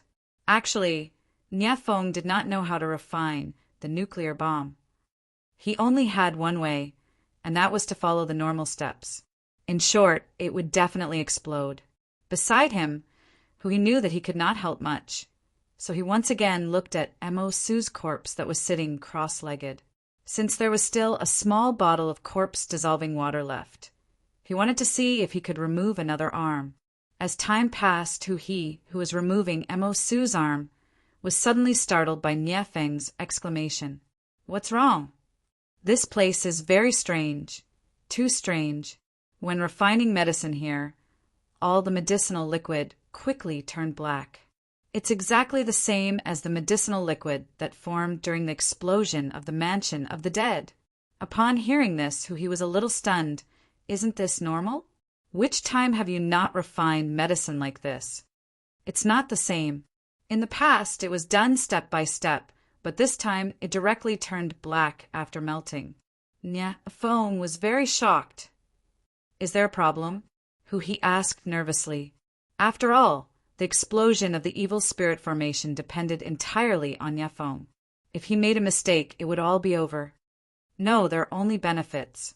I reckon that the explosion will become even more powerful," Nia Fong said happily. It could be said that this was the first time he felt happy about the impending explosion of medicine refinement. Actually, what Nia Fong did not know was that his body was branded with the Dark Precept imprint.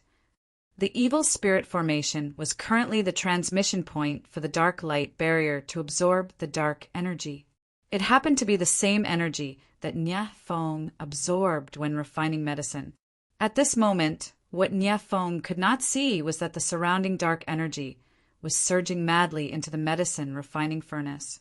It continuously integrated into the medicinal liquid and changed the internal energy structure of the medicinal liquid. That was why Nia Fong found it strange.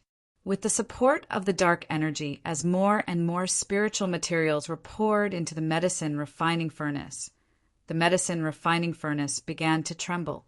Upon seeing this, Nia Fong began to concentrate on controlling the medicine refining furnace, separating the medicinal liquid inside.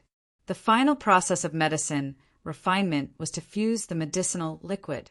However, this time, Nia Fong had to separate the medicinal liquid. Otherwise, he was worried that if too much medicinal liquid gathered together, it would cause an explosion. Time passed bit by bit. Nia Feng's forehead began to drip with sweat. Who was beside him, had also stopped destroying the void demon. He stood at the side with a nervous expression, not daring to breathe loudly as he waited for the earth-shattering moment to arrive. "It's almost done, almost done." Nia Feng's face was deathly pale, his lips trembling as he spoke. At this moment, the medicinal liquid in the medicine refining furnace had been separated into 10,000 portions.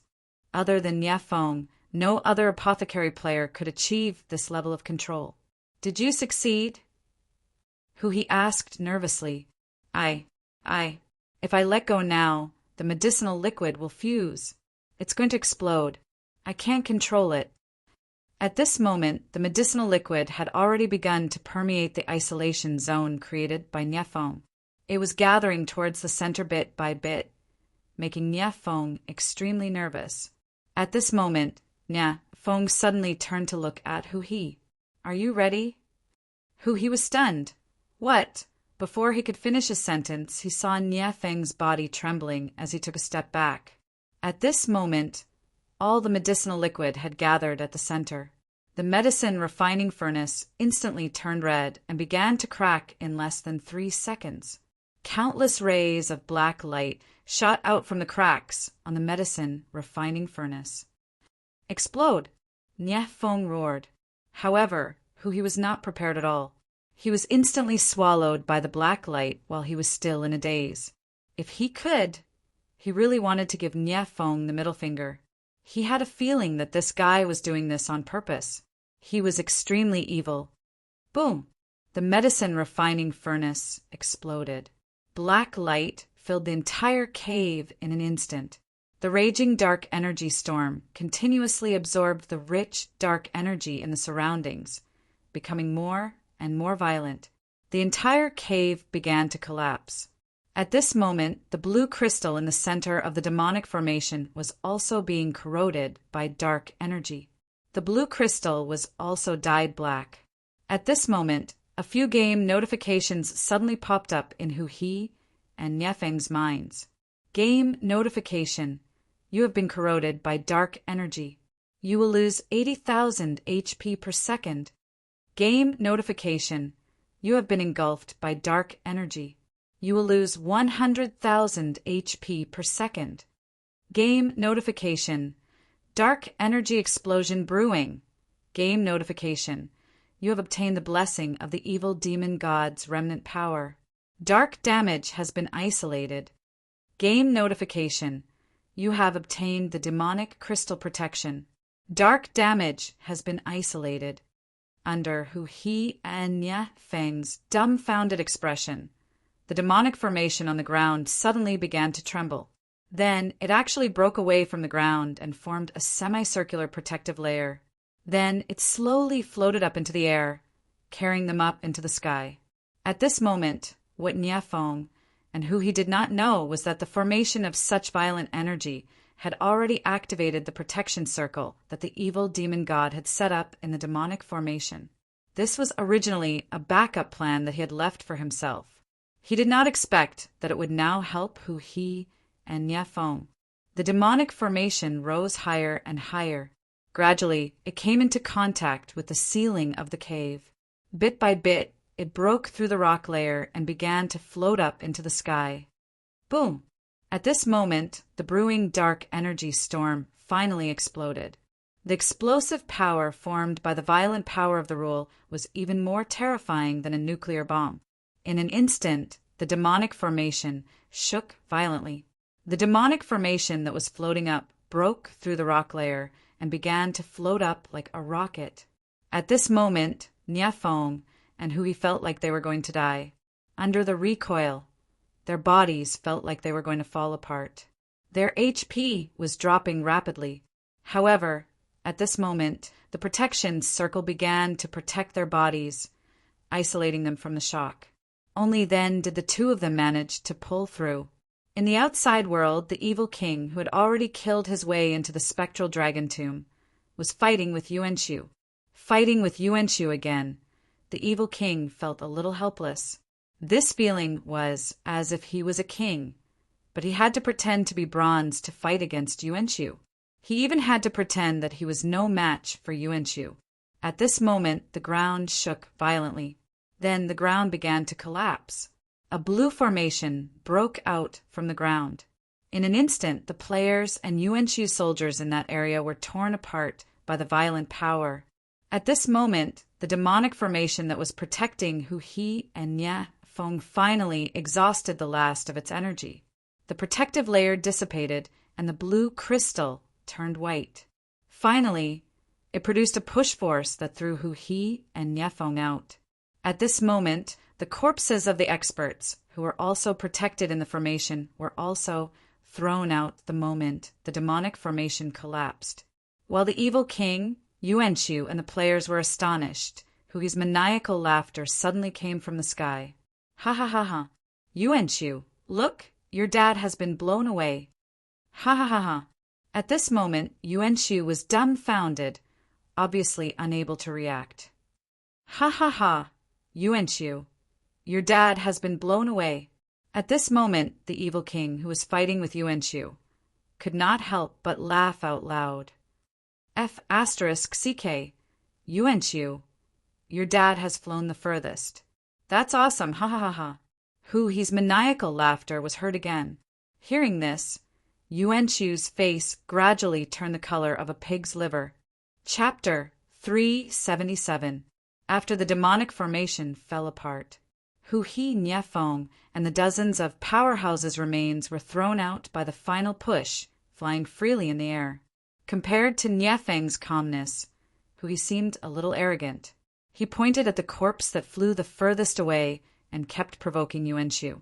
Hu He felt extremely carefree at this moment. He had died in Yuanqiu's hands several times before. This time, he finally saw Yuanqiu being defeated. He felt extremely satisfied, and his laughter became more and more unbridled. Seeing this scene, Yuanqiu's heart was boiling with anger. Roar! All of you die! While roaring, Yuanqiu's figure flashed, and he was about to dash toward Hu He. At this moment, the evil king blocked his way. Yuanqiu, don't rush. Let your father fly for a while longer. Hearing this, Yuanqiu's face turned green. He immediately punched at the evil king, and a black hexagram formation instantly appeared on the back of his hand. As the punch was thrown, the wind howled, and a ferocious-looking black dragon emerged from the fist wind. It swallowed the evil king into its stomach in one gulp. Go to hell! Then, Yuanqiu clenched his fist hard. The black dragon roared at the sky, and its body collapsed. It kept squeezing inwards, binding the evil king tightly and suppressing his body. At this time, Yuanqiu's injuries had completely recovered, and his strength was much stronger than before. His explosive combat power shocked the evil king. However, the evil king, whose body was squeezed in the black dragon's body, was also a little depressed. Although this force could not hurt him at all, he could not resist at all because Lu Wu had instructed him not to use any power above the beginner ghost emperor realm. However, with his previous strength, he could not resist this force at all. Therefore, the evil king could only helplessly shrink in the black dragon's body and feel the pressure coming from all directions. After controlling the evil king, the hostility on Yuanqiu's face intensified. Anger burned in his chest as if it was about to burst out. This time he could have relied on the ancient evil demon god's formation to obtain an invincible zombie army, but he did not expect the outcome to turn out like this.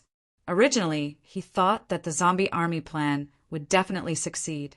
Even if there were twists and turns along the way, it would definitely not go wrong. It was not because Yuanqiu was conceited, but because he had truly considered all the possible risk factors. First, there was the guarantee of the sentient spirit lamp. Once the barrier was destroyed, he would receive urgent news. Even if there was a mistake with him in the evil spirit matrix, all the invading enemies would not be his opponents, including the evil king.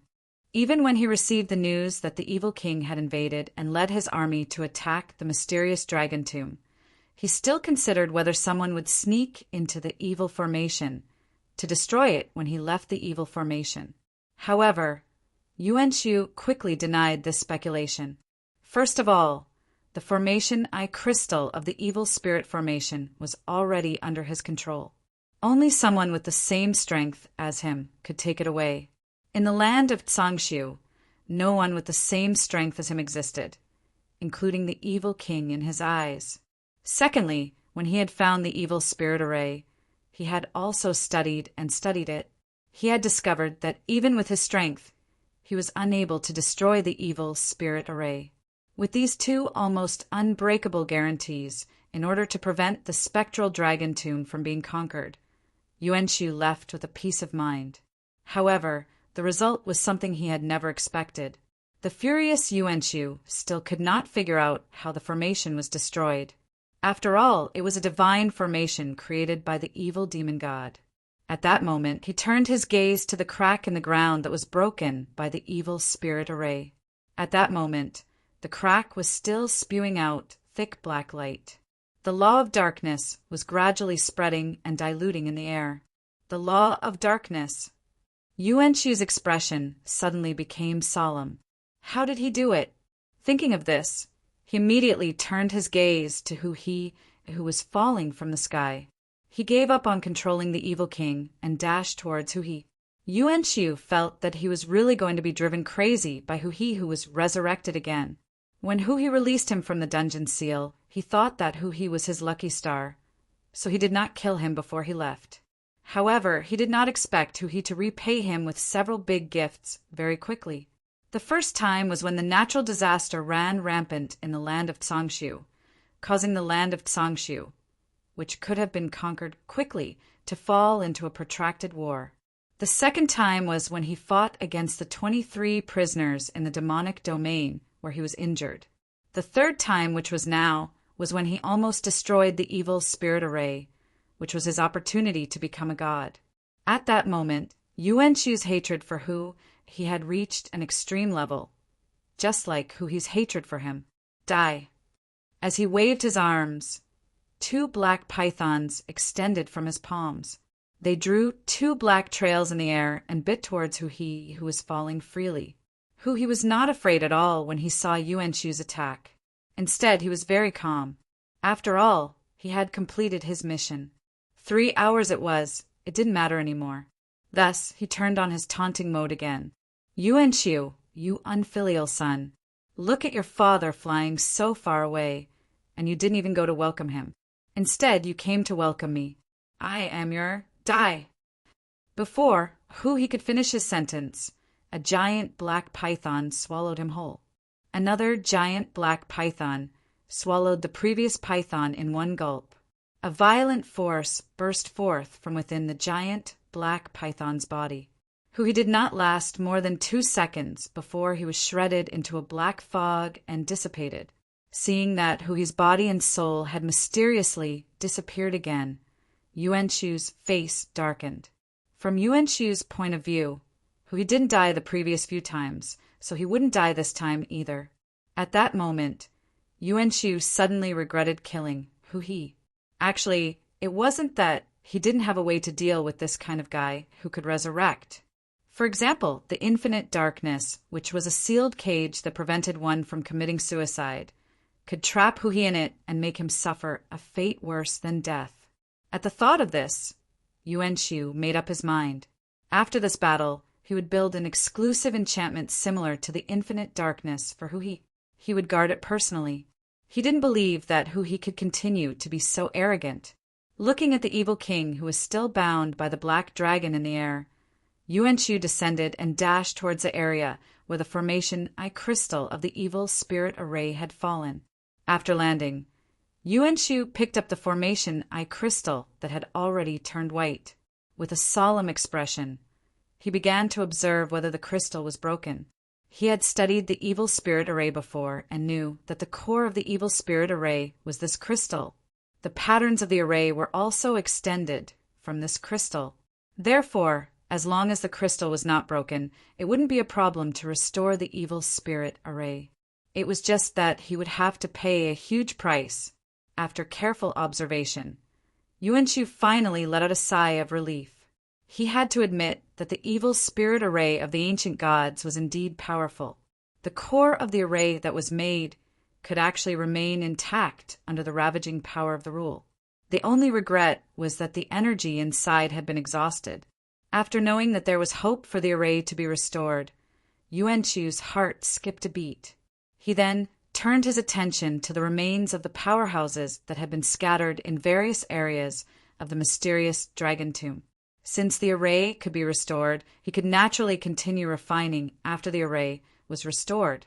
At the same time that Yuan Shu thought of this, who had already logged out of the game, had a flash of inspiration.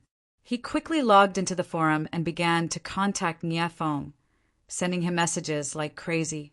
After Nie Feng received the messages and understood who he was trying to convey, he immediately shouted in the regional channel, "Everyone stop fighting. Go and grab the corpses. We're only halfway there now. We're only left with the corpses of the powerhouses. Oh right, the great Demon King said that we should prioritize the corpse of Mo Su. He wants to refine it and bring it to Yuan Shu, this unfilial son. I'll buy it at a high price."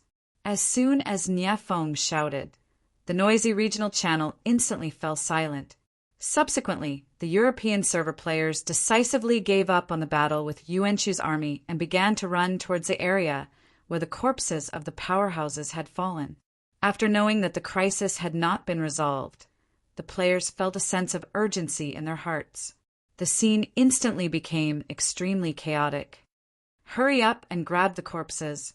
Sell them to the great Demon King at a high price. I heard that the corpses of the powerhouses can be used to forge equipment. That's good stuff. Hurry up and grab them. We can't let Yuan Shu get the corpses again. Otherwise, we won't be so lucky next time. Captain, you can run faster with your mount. There's one at 12 o'clock. Hurry up. The regional live chat channel, the army's live chat channel, the guild's live chat channel, and the party's live chat channel were all filled with the players' shouts. At this moment, the corpses of the powerhouses that had fallen to the ground had become a delicious steamed bun in the eyes of the players. They were also the key to their plan to completely destroy Yuan Shu's zombie army. At this moment, the players each chose a direction and began to rush towards the corpses of the powerhouses. Seeing this scene, Yuan Shu was stunned for a moment. Then he immediately realized what the players were going to do. He quickly roared towards the people below him. Stop them from snatching the corpses of the powerhouses and bring them back. Yuan Shu's roar echoed between heaven and earth, shocking the soldiers of Yuan Shu's army who were chasing after the players. Unlike the soldiers, the Ghost Kings under Yuan Shu naturally knew how important the corpses of the powerhouses were.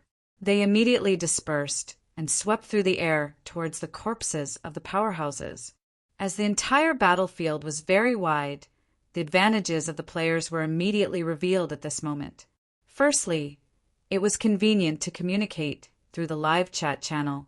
Secondly, the storage space could store the corpses. In comparison, the soldiers of Yuan Shu's army had a harder time in this aspect. As long as a soldier managed to snatch the corpses of the powerhouses, they would become the focus of the players' attacks. One by one, they would pounce on the soldier with a ferocious expression and attack as a group, snatching the corpses from the soldier's hands and throwing them into the storage space. Naturally, it was impossible for the soldiers of Yuan Shu's army to snatch the corpses of the powerhouses from the players' hands. At this moment, the storage space had become a cheat in snatching the corpses. However, when faced with the arrival of the Ghost Kings, the players still could not resist, and a few of the corpses were snatched away by the Ghost Kings. At this moment, someone's exclamation was heard in the regional channel. Wahahaha! I've snatched Yuan Shu's corpse, the one that the great Demon King wanted. I'm going to be rich. Brother, everyone who saw it has a share. Quick! Send a red packet of soul coins to the guild. 666, the great Demon King's goal of using it to beat up the unfilial son is about to be realized. F***CK, what's with your hand speed? I also snatched the corpse of a powerhouse just now, but a few pairs of hands suddenly appeared beside me. I didn't even have time to put it into the storage space before it disappeared.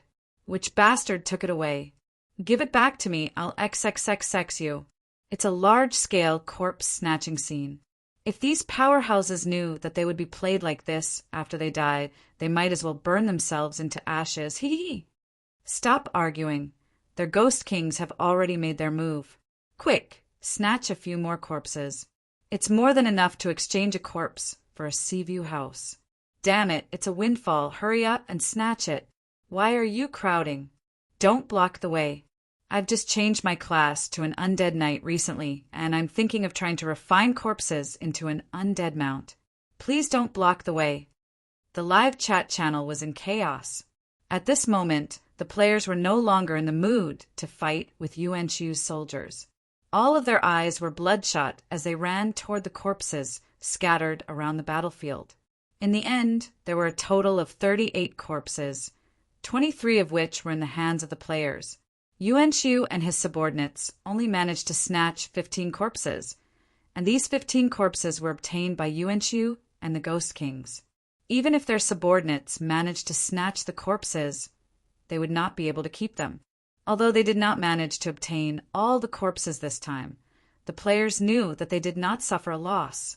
At this moment, the battle had officially come to an end, and the players had entered the final stage of being tortured and killed. However, since the mission had been completed, death was nothing to the players. They were all smiling as they welcomed the arrival of death. Chapter 378. Japan, Hokkaido. A light drizzle was falling from the gloomy sky. At this moment, in a prison in a small town in the northeast of the island, a man slowly walked out of the darkness. As the prison guards congratulated him, the prison's iron bars were opened, and he was escorted out of the prison. The moment he walked out of the prison, the man hesitated for a moment, but in the end he still walked out. No one came to greet him, and no one came to congratulate him. Only the cold raindrops fell on his body. I'm out of prison? He could not help but look at his empty right arm and laugh at himself. He slowly raised his head to look at the sky. The fine raindrops fell on his face, and he could not help but close his eyes. At this moment, his memory returned to 10 years ago. His name was Northstar One-Blade, and he was a direct descendant of the Japanese ancient sword school, the one-sword style. He had been extremely talented in swordsmanship since he was young, and it could be said that no one in the kendo dojo opened by his father could compare to him. Even his fellow disciples in the kendo dojo felt inferior in front of his talent in swordsmanship. It could be said that they were not on the same level at all. Back then, there were many sword schools in Japan, but most of them were modern swordsmanship, and they did not have much lethality in actual combat. Many of these swordsmanship were just for show, and they were just flashy moves to earn attention. However, there was no lack of truly powerful ancient sword schools, such as the Shinto style, the Nidan style, the Shadow style, the Ayashiki style, and so on. The successors of the orthodox ancient sword techniques were basically disdainful of the modern, flamboyant sword techniques. However, they had contacts with other ancient sword techniques of the same level. Every year, they would hold 2 sword techniques exchanges and competitions. These competitions were divided into junior and adult years. Northstar One-Blade was extremely talented back then, and when he first stepped into the junior division competition, he defeated all his peers and even those who were older than him. He crushed all of them and won the junior division championship. This extremely outstanding talent made his father, Northstar Hideo, extremely proud. He felt that Northstar One-Blade had the ability to revitalize the one-sword style and carry forward the ancestral swordsmanship. At that time, Northstar One-Blade also felt the same way. He felt that he had the ability to win first place in the junior division, which meant that he would also have the ability to win first place in the adult division in the future, and push the one-sword style to the top of the ancient sword school, becoming the pinnacle that all sword practitioners looked up to. Unbeknownst to Northstar One-Blade, however, was that it was precisely his excellence that put pressure on his father, Northstar Hideo. This pressure didn't come from Northstar Blade, but from the outside world. The ancient swordsmanship competition was held twice a year, and Northstar One-Blade easily took first place in the junior division. However, there was never any suspense about the last place in the official division, and that was his father, Northstar Hideo. At first, Beichin Hideo felt proud of Northstar One-Blade. He felt that Northstar One-Blade could reach heights that he had never reached before. But gradually, the noises from the outside world increased. At that time, North Star Shiofu gradually felt the pressure. This was because his peers would always compare him to his son, North Star One Blade. He had even overheard people talking about him. If North Star One Blade had been born in another sect, that would have been perfect. Being born in the North Star clan was a waste of talent. For a successor of traditional swordsmanship like him, this kind of humiliation was unbearable. After that, he would often recall the words of his peers, and he felt more and more that he was a coward, a weakling. This thought lingered in North Star Hideo's mind, and he couldn't get rid of it. It was as if it had become a demon in his heart, tormenting him. It was at that moment that North Star One Blade made a choice. He decided to practice the ancient swordsmanship technique passed down by his ancestors, One Blade School, Taiyuan. Back then, the ancient swordsmanship sects had explicitly forbidden the practice of the sword will form sword technique. In fact, it wasn't forbidden but rather feared. This was because this swordsmanship was too damaging to the body. They didn't know how their ancestors had created this swordsmanship, or how they could withstand the injuries and disabilities that came with practicing it. However, they definitely didn't have the ability to practice it. This was a lesson that countless people had taught them with blood. The swordsmen who practiced the sword will form sword technique were basically physically disabled, and some even had mental problems. In short, without exception, none of them had a good ending. After many attempts by their predecessors, the descendants of the ancient swordsmanship sects no longer dared to touch the ancient sword will form sword technique. They sealed it away and only chose to practice the simplest sword techniques and sword techniques. These most basic things were passed down as a tradition. North Star Hideo was naturally aware of all this, but he had already made up his mind. He wanted to prove himself, and he wanted his son to see that his father wasn't a coward or a failure, and that he could become the true number one. North Star Hideo naturally didn't know what his father had done. All he could sense was that his father had suddenly become more cheerful. He was no longer as gloomy and sullen as he had been in the past. This was a good thing for North Star Hideo. However, the bad news came quickly. One day, when North Star Hideo returned from school, he saw a house full of blood the moment he entered the door. North Star Hideo's head was ringing, and he rushed into the house. Then he saw his mother holding his father, who was covered in blood, in a daze. Her face was filled with despair. Then, as North Star Hideo looked on in disbelief, she grabbed North Star Hideo's beloved sword, Heartless Pill, and slashed it across her neck. North Star Hideo was only 14 years old at the time. When he saw this scene, he knelt on the ground, looking helpless and desperate. He hoped that everything before his eyes was a dream. He didn't even know what had happened. His family had been eating peacefully in the morning. So how did things turn out like this when he came back at night? North Star Hideo's heart was in a mess. He suddenly remembered something his father had said that morning. Today, I'm going to compete with IKA again. This time, I'll definitely beat him. North Star Hideo had said, "Good luck," and gone to school. However, he remembered his father's words clearly. This made North Star Hideo subconsciously think that his opponent, IKA Tezuka, had killed his father during the competition. And because of his father's death, his mother, who loved his father dearly, couldn't bear the pain of parting and chose to follow him.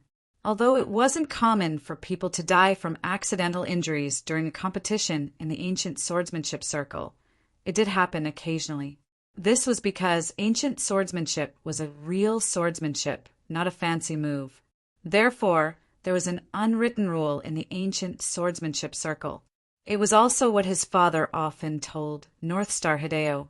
If an accidental injury occurred during the competition, the opponent wouldn't be held responsible, and the family wouldn't be allowed to claim compensation. Otherwise, it would be seen as a permanent withdrawal from the ancient swordsmanship circle, and it would also be a disgrace to the ancestors. Since one had joined the circle, he naturally had to abide by the rules. This rule didn't protect anyone, but the fundamental reason for the existence of ancient swordsmanship. It was swordsmanship that involved actual combat. If this rule disappeared, ancient swordsmanship would be no different from modern swordsmanship. It would just be a series of moves. Therefore, this rule had always been imprinted in the heart of every ancient swordsmanship practitioner. This naturally included North Star Hideo, who had learned swordsmanship from his father since he was a child. Therefore, North Star Hideo obeyed his father's teachings. He didn't choose to call the police. Instead, he cried bitterly as he buried his father and mother's bodies in his courtyard. Then he took his father's heartless pill and went to find Ika Tezuka for revenge. Although North Star Hideo's father had trained his willpower since he was a child, he was only 14 years old when he faced his father's death and his mother's suicide in front of him. The coldness and despair he felt were deep in his bones. However, he still mustered his courage because his father had said that he was the successor of North Star Ito-ryu. He had to face everything with courage. Although he knew that he might not be Ika Tezuka's opponent, he wanted to take revenge. Then he would use swordsmanship to fight fair and square to avenge his father. Chapter 379. Use swordsmanship to avenge my father. This was the first thought that appeared in the mind of the 14-year-old North Star One Blade when he saw his parents die. Under his father's teachings, he knew that the opponent was not responsible for the death of a duel.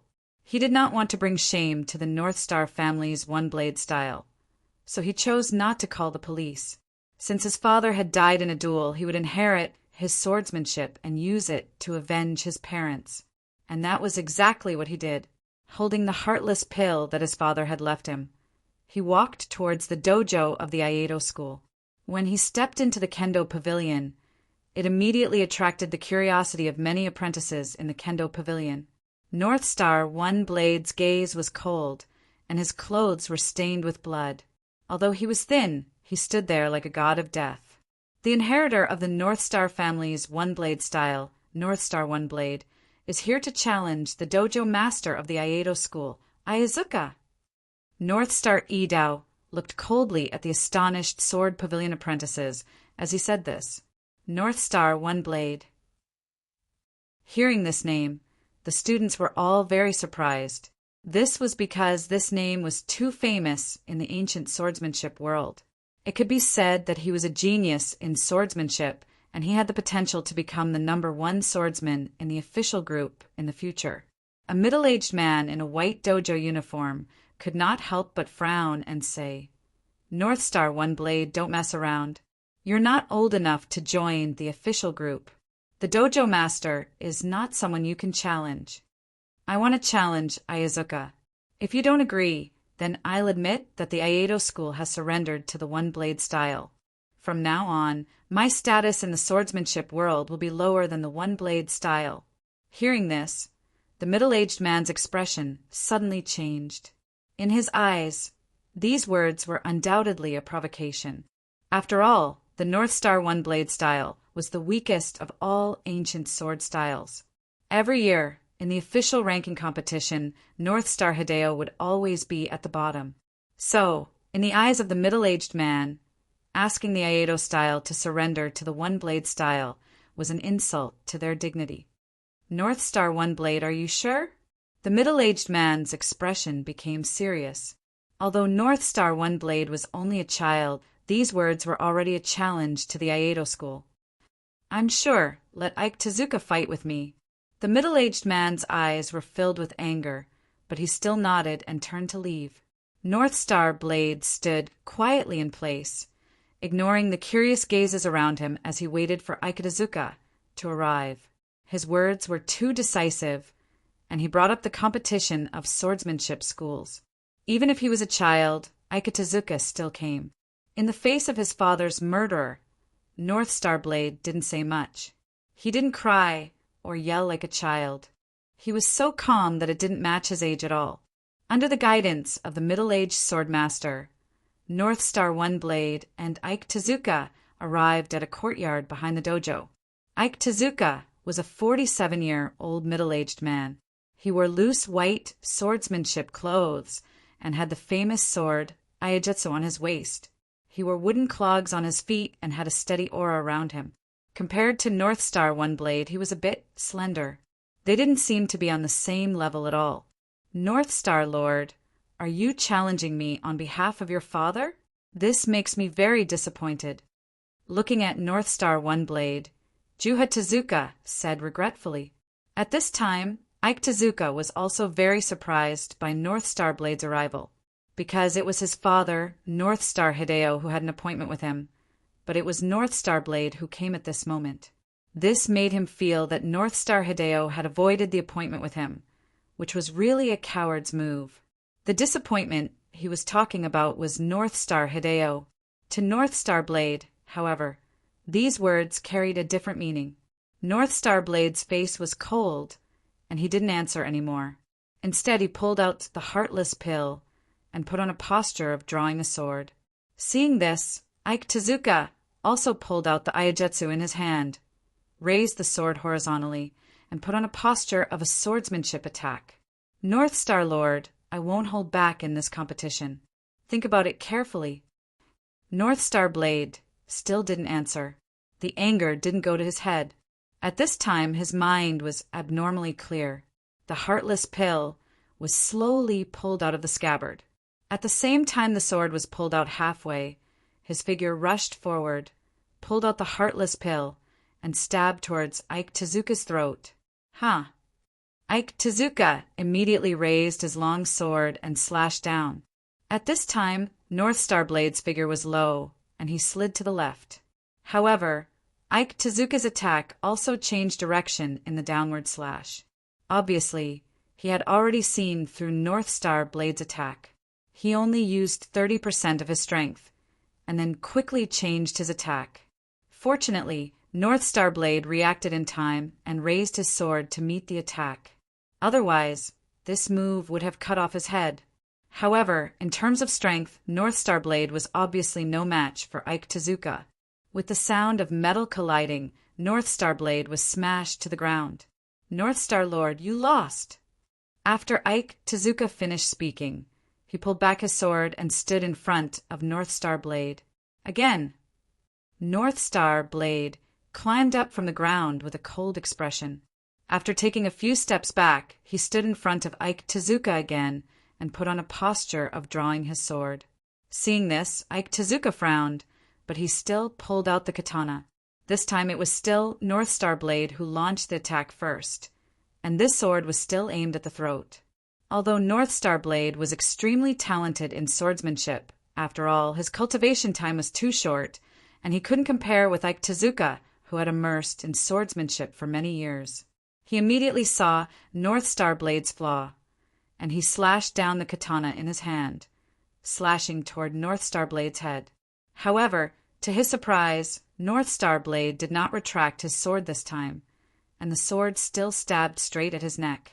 This sword, North Star Blade had the determination to die, to use his own life for revenge. Blood splattered everywhere. Polaris One sword pierced Ikuchi Tezuka's neck as he wished, but Ikuchi Tezuka's sword stopped at the last moment. Cough! The katana in Ike Tezuka's hand fell, and he covered his neck and breathed with difficulty. At this moment, North Star Blade was stunned. He didn't know why Ike Tezuka stopped at the last moment. Why? North Star Blade looked at Ike Tezuka, who was kneeling on the ground, and shouted angrily. However, at this time, Ike Tezuka was no longer able to answer his question. He knelt on the ground with an extremely painful expression.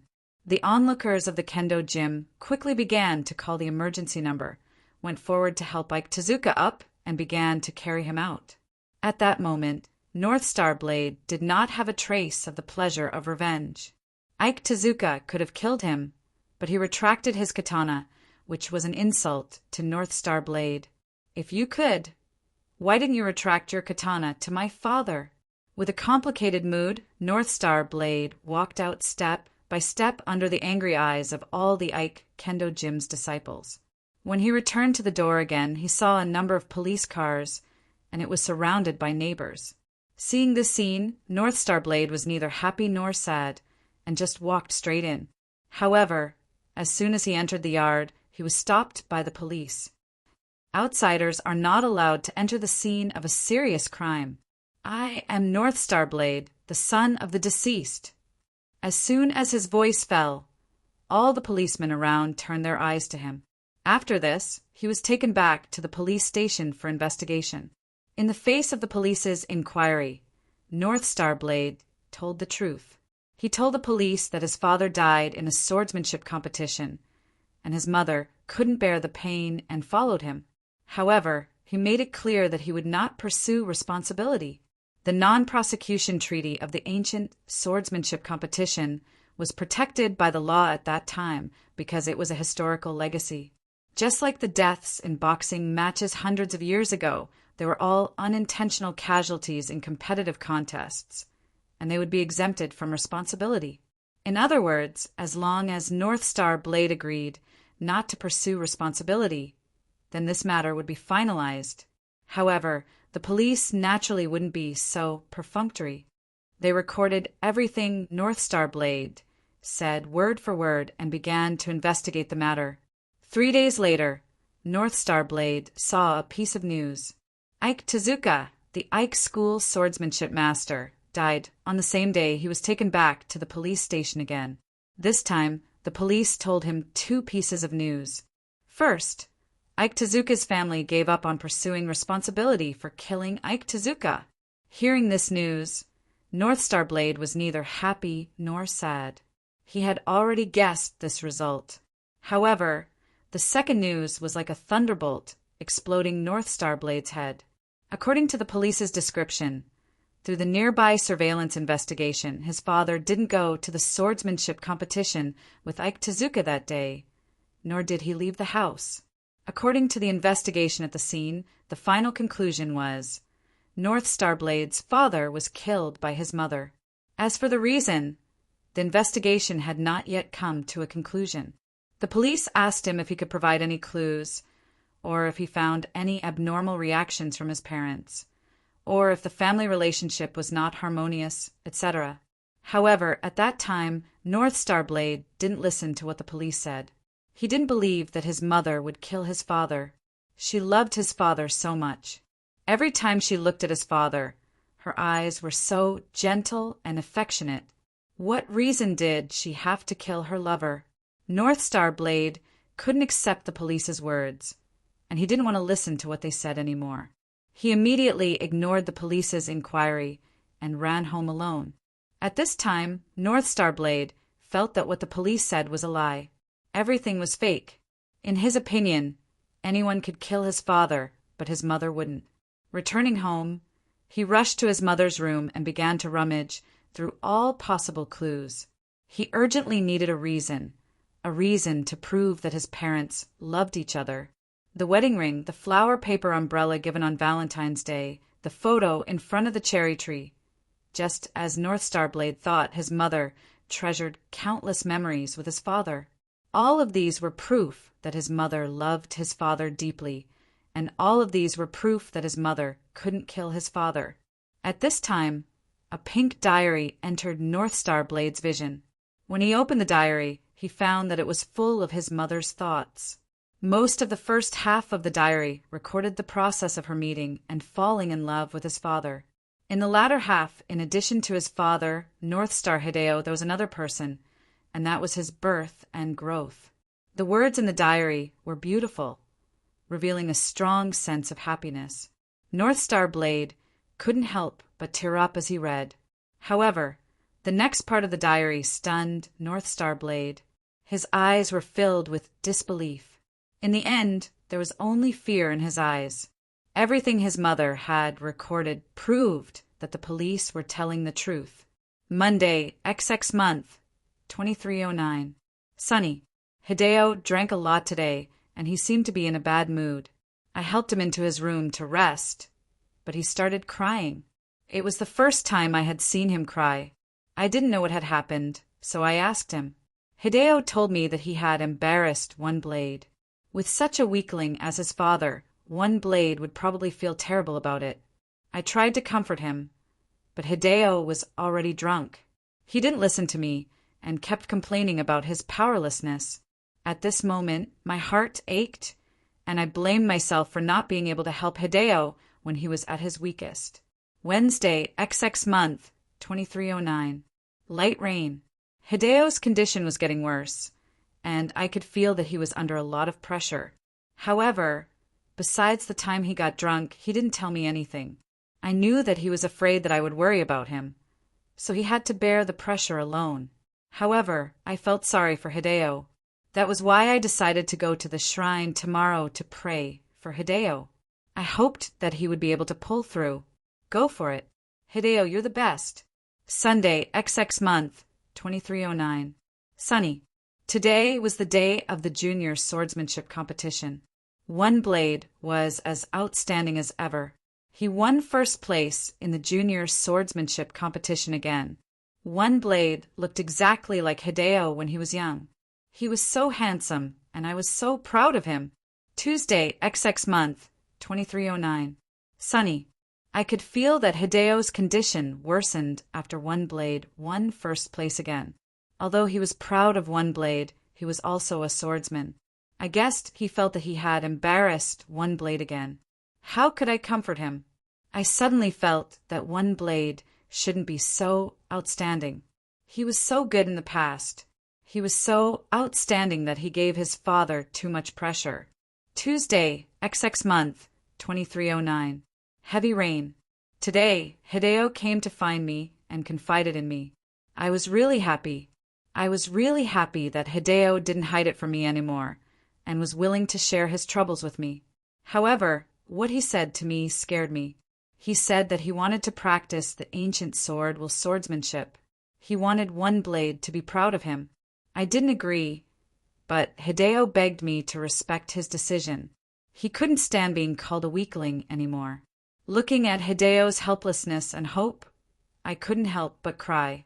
In the end, I agreed because I could see the desire in Hideo's eyes.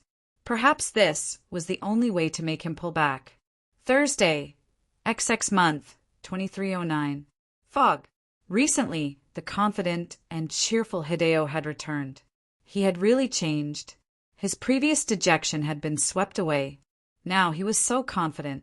He told me that he had become stronger and stronger. The ancient sword will's swordsmanship training was really effective. However, I was worried because I knew that the ancient sword will's swordsmanship was a forbidden technique that his body couldn't bear. I was afraid that something would happen to Hideo. What should I do? What should I do? But I didn't stop Hideo from practicing. It was Hideo's hope, and I didn't have the heart to break it. I didn't want to see him depressed like before. Friday, XX month, 2309. Clear. Hideo told me that he had sent a challenge to Ikegami Tezuka. He was confident that he could win this swordsmanship competition. I was happy for him.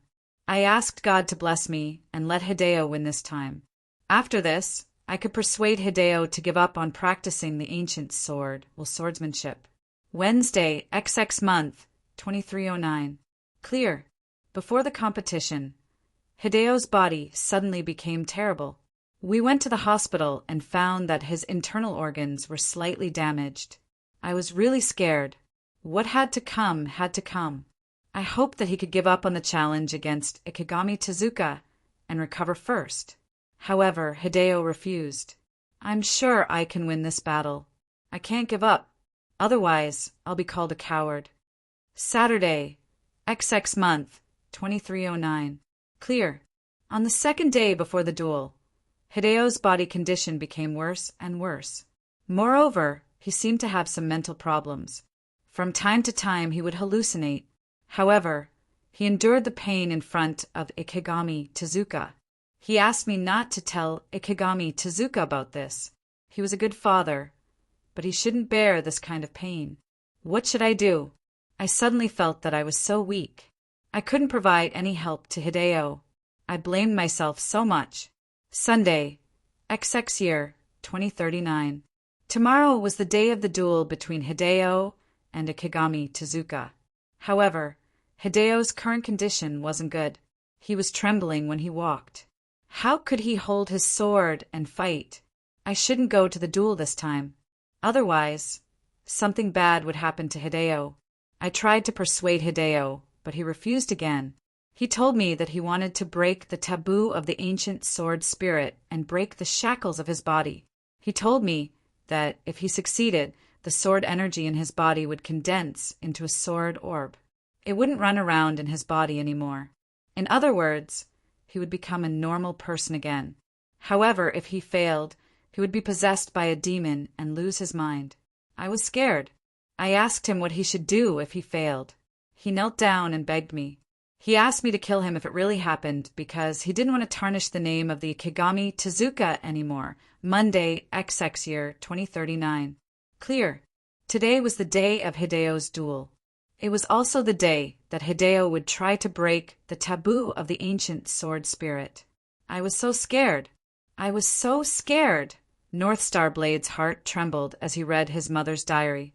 From the initial happiness and warmth to the final sadness, his mother's change of heart had come from his father. But in the end, it was because of him. He had always thought that he was outstanding. His mother and father were proud of him. However, he had never known that he had brought such heavy pressure to his father. By now, North Star Blade understood that the police hadn't lied to him. It was his mother who had killed his father. Although his mother still loved his father deeply, it was precisely because of this deep love that she made such a heartbreaking choice to end his father's suffering. In the end, his mother couldn't bear the pain in her heart and chose to follow her father. So, Ikigami Tezuka wasn't the one at fault. It was him. His excellence had caused his father's death. The truth was so bloody that North Star Blade couldn't help but cry. He was unable to accept this reality. Right now, he hated himself for being so outstanding. If he hadn't brought pressure to his father, none of this would have happened. His helplessness was the truest reflection of his current situation.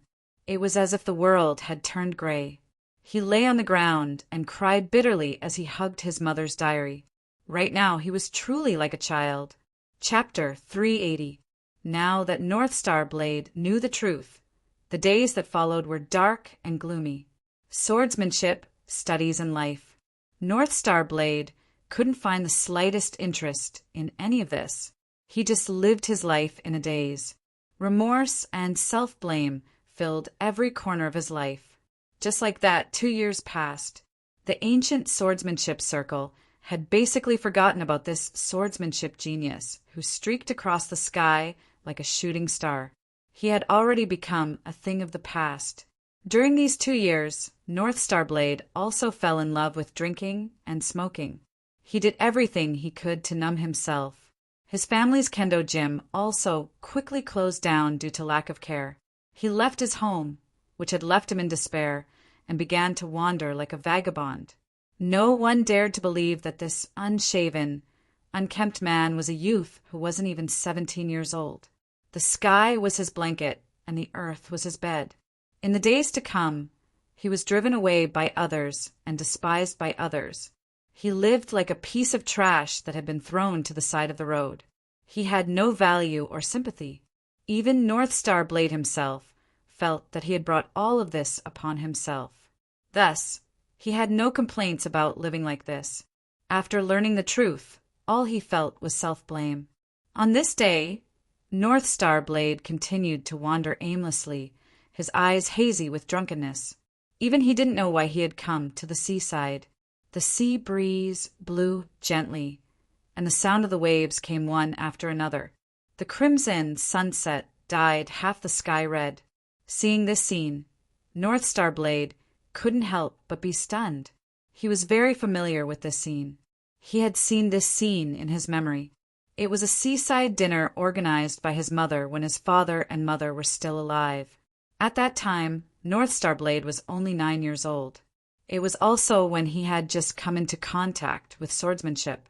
He could still clearly remember his father practicing swordsmanship for him at the seaside. It was also from that moment that he fell in love with swordsmanship. His mother pointed at the sea, rubbed his head gently, and told him, "Don't worry.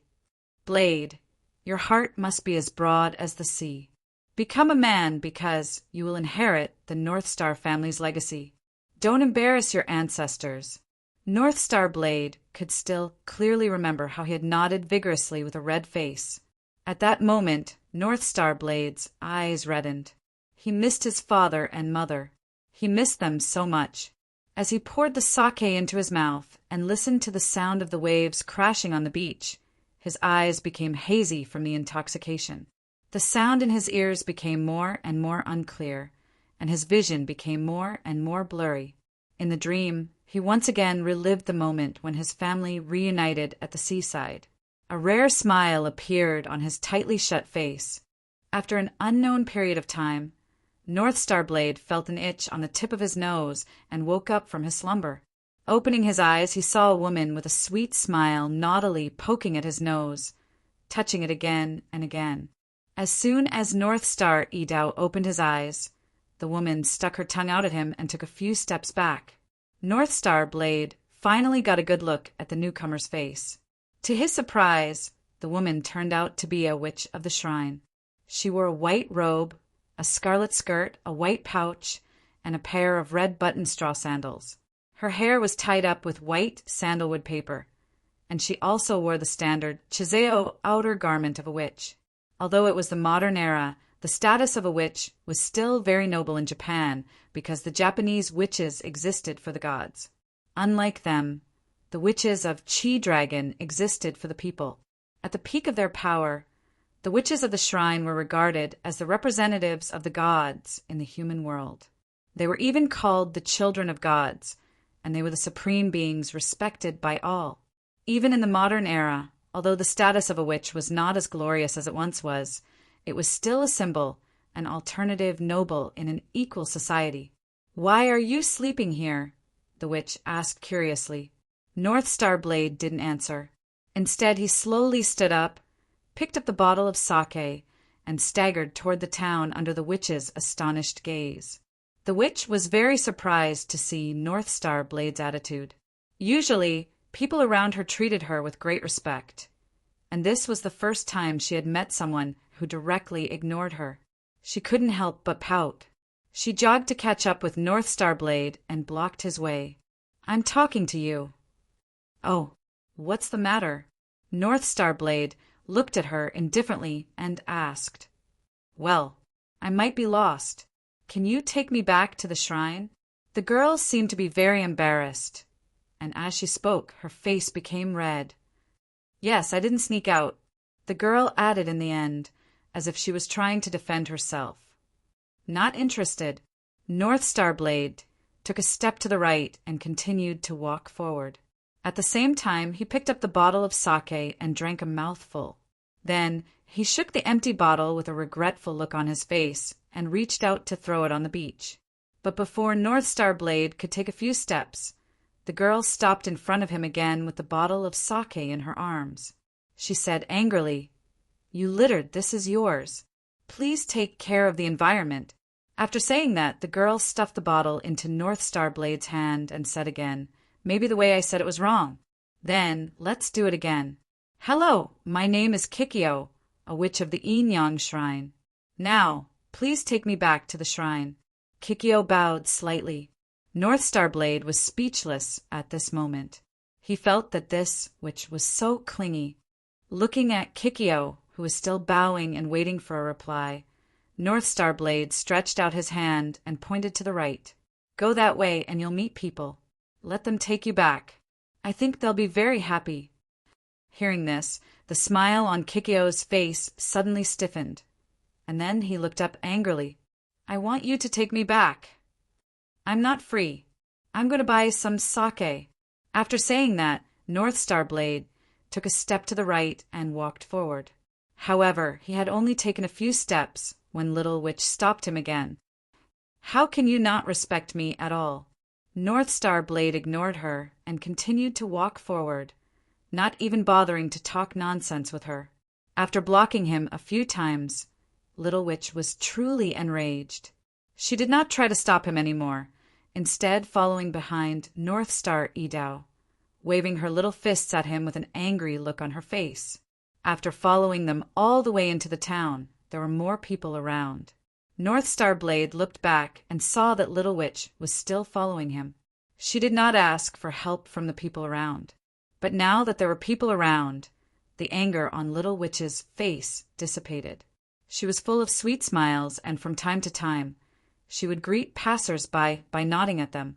Although North Star Blade did not know why Little Witch did not ask for help from passers-by, he could not be bothered. He continued walking forward until he reached the town's supermarket and walked in. After choosing a cigarette, North Star Blade went to the checkout counter, but when he took out his wallet, he found that he did not have enough money to pay the bill. Just as he was about to put the cigarette back, Little Witch, who had been following him all this time, suddenly jumped out, holding a note in her right hand, and waved it at North Star Blade proudly. North Star Blade was stunned for a long time by this childish display. He felt that this witch was really boring.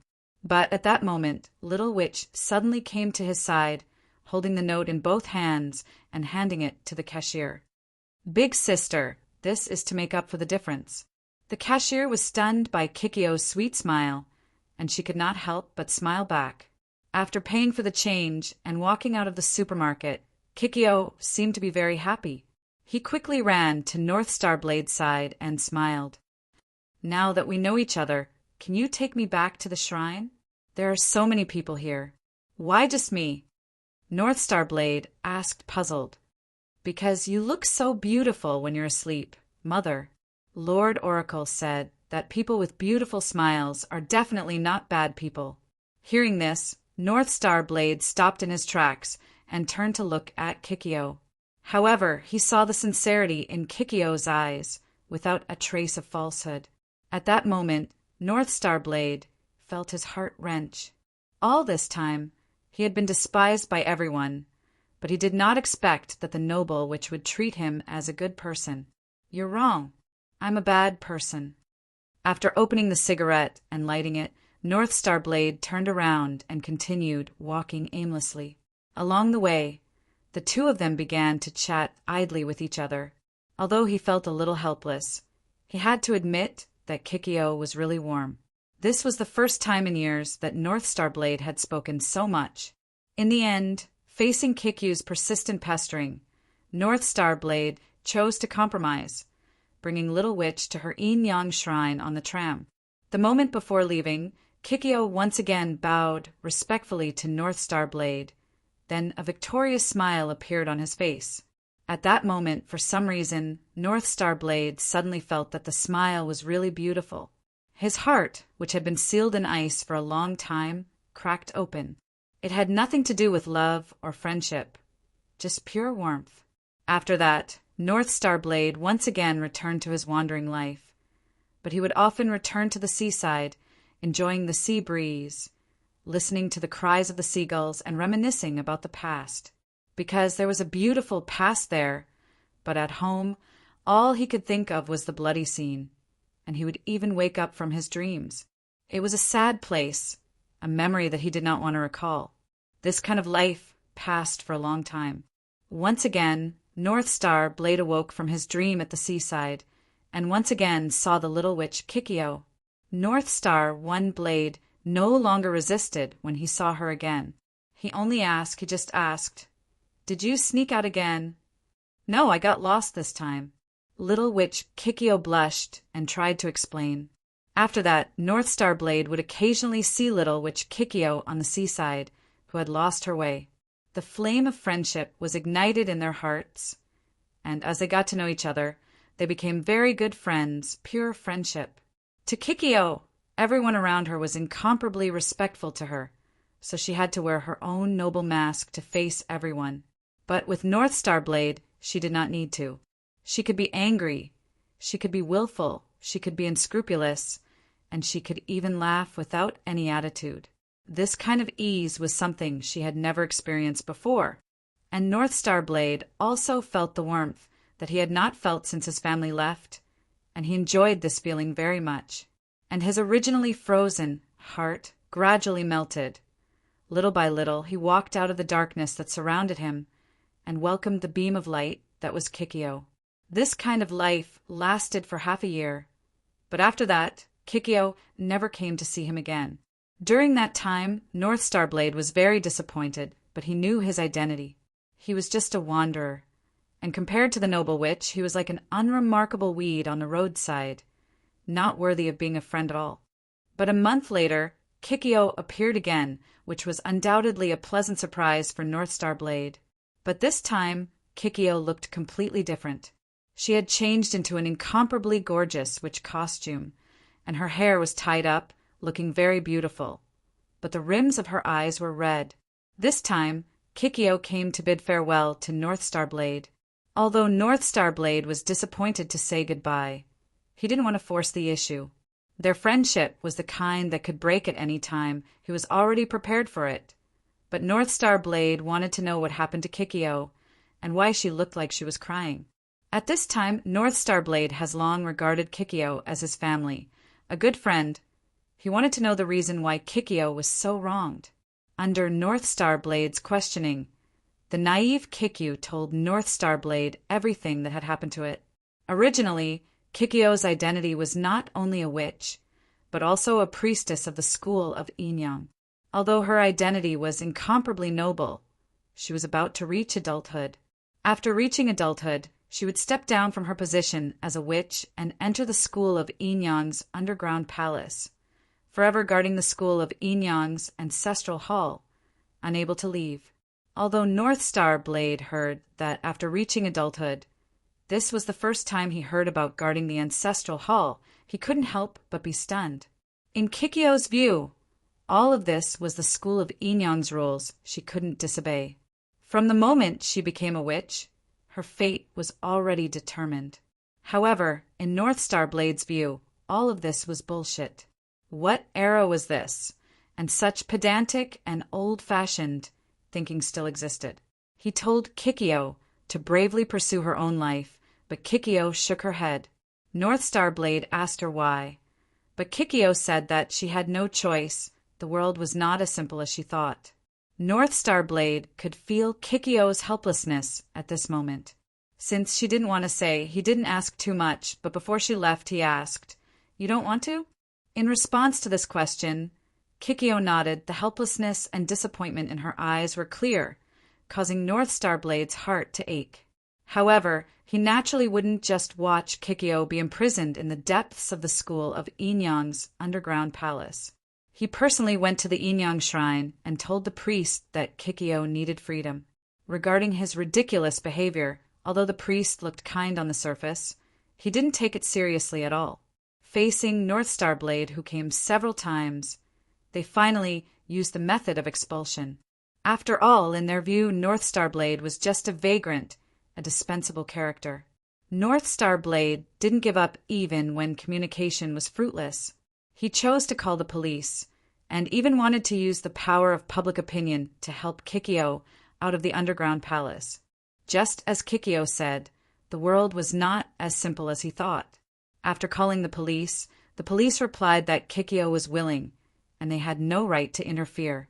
However, North Star Blade clearly remembered that Kikyo told him that she was unwilling. So how could she be willing?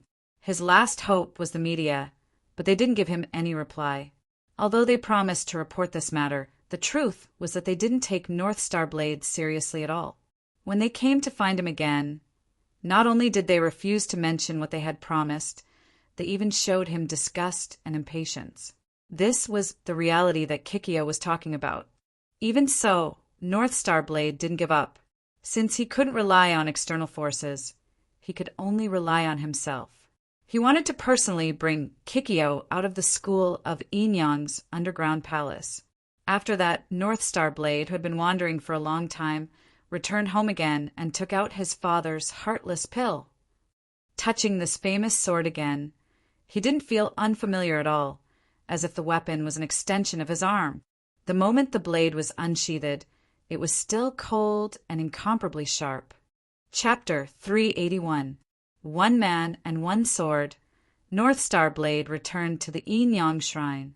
He looked completely different from before. His dirty clothes had been changed, and his unkempt hair had been cut short. His unkempt beard had disappeared, and his decadence had been swept away. Now, like the sword in his hand, It shone with a cold, sharp light. The people in the shrine were all too familiar with North Star Blade. Although he had changed his appearance, they still recognized him. They wanted to chase him away, but when they saw the sword in his hand, they were afraid. This time, they didn't dare to step forward. Even the god officials were cowering in a corner, shouting out warnings. However, North Star Blade ignored them. He entered the shrine step by step, heading for the Yin Yang School's underground palace. He'd thought everything would go smoothly, but when he reached the underground palace, North Star Blade ran into someone. It was an old woman in black priest robes.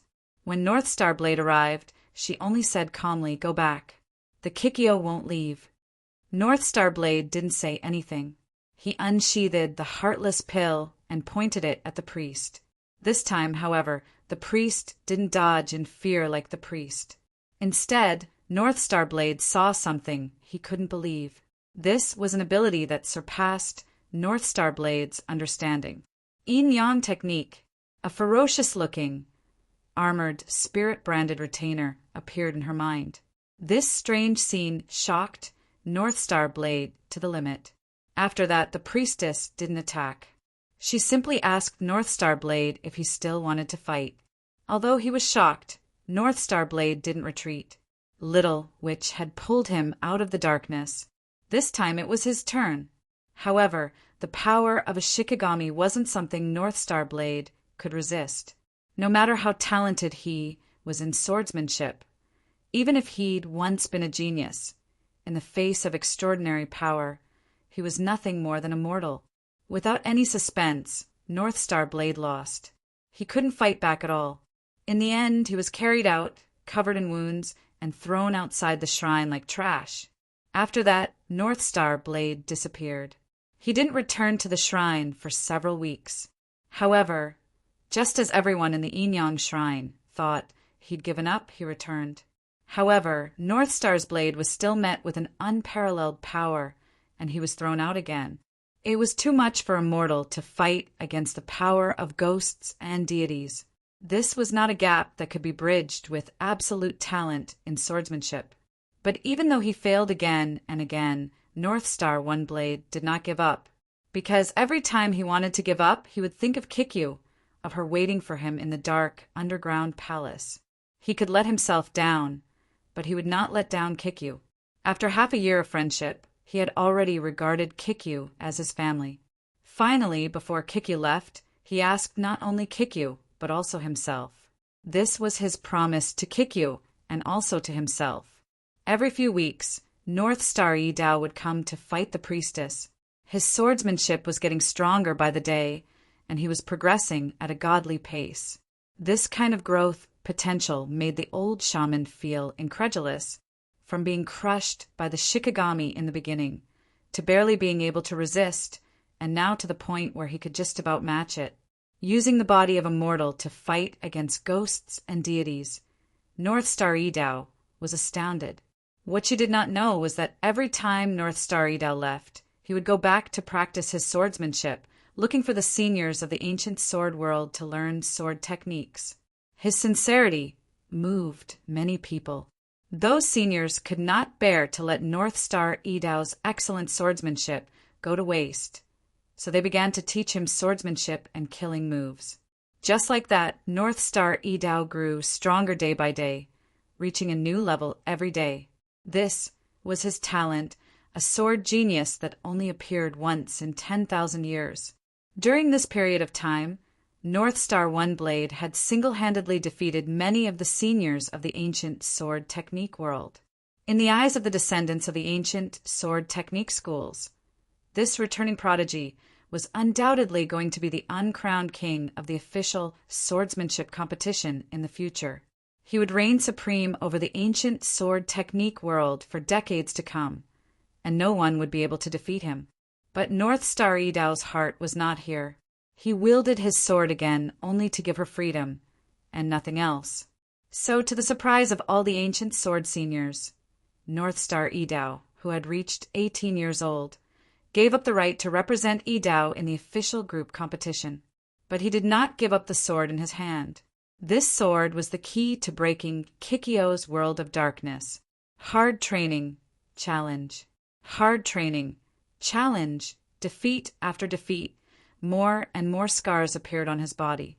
North Star Idao never gave up, and after each defeat, he became stronger and stronger. Until one day, in another battle, his heartless pill pierced through the demon Shikigami, turning it into an exploding black mist. He succeeded. To the disbelief of the priestess, he had used the power of the mortal sword to pierce through the obstruction of divine power. At that moment, North Star Idao felt truly satisfied, because he had once again wielded his sword for this moment. But what left North Star Idao in disbelief was that at that moment the priestess told him, "Kikyo died a long time ago." These words were like a bucket of cold, bone-chilling water pouring over North Star Idao's heart. The joy in his heart was instantly washed away.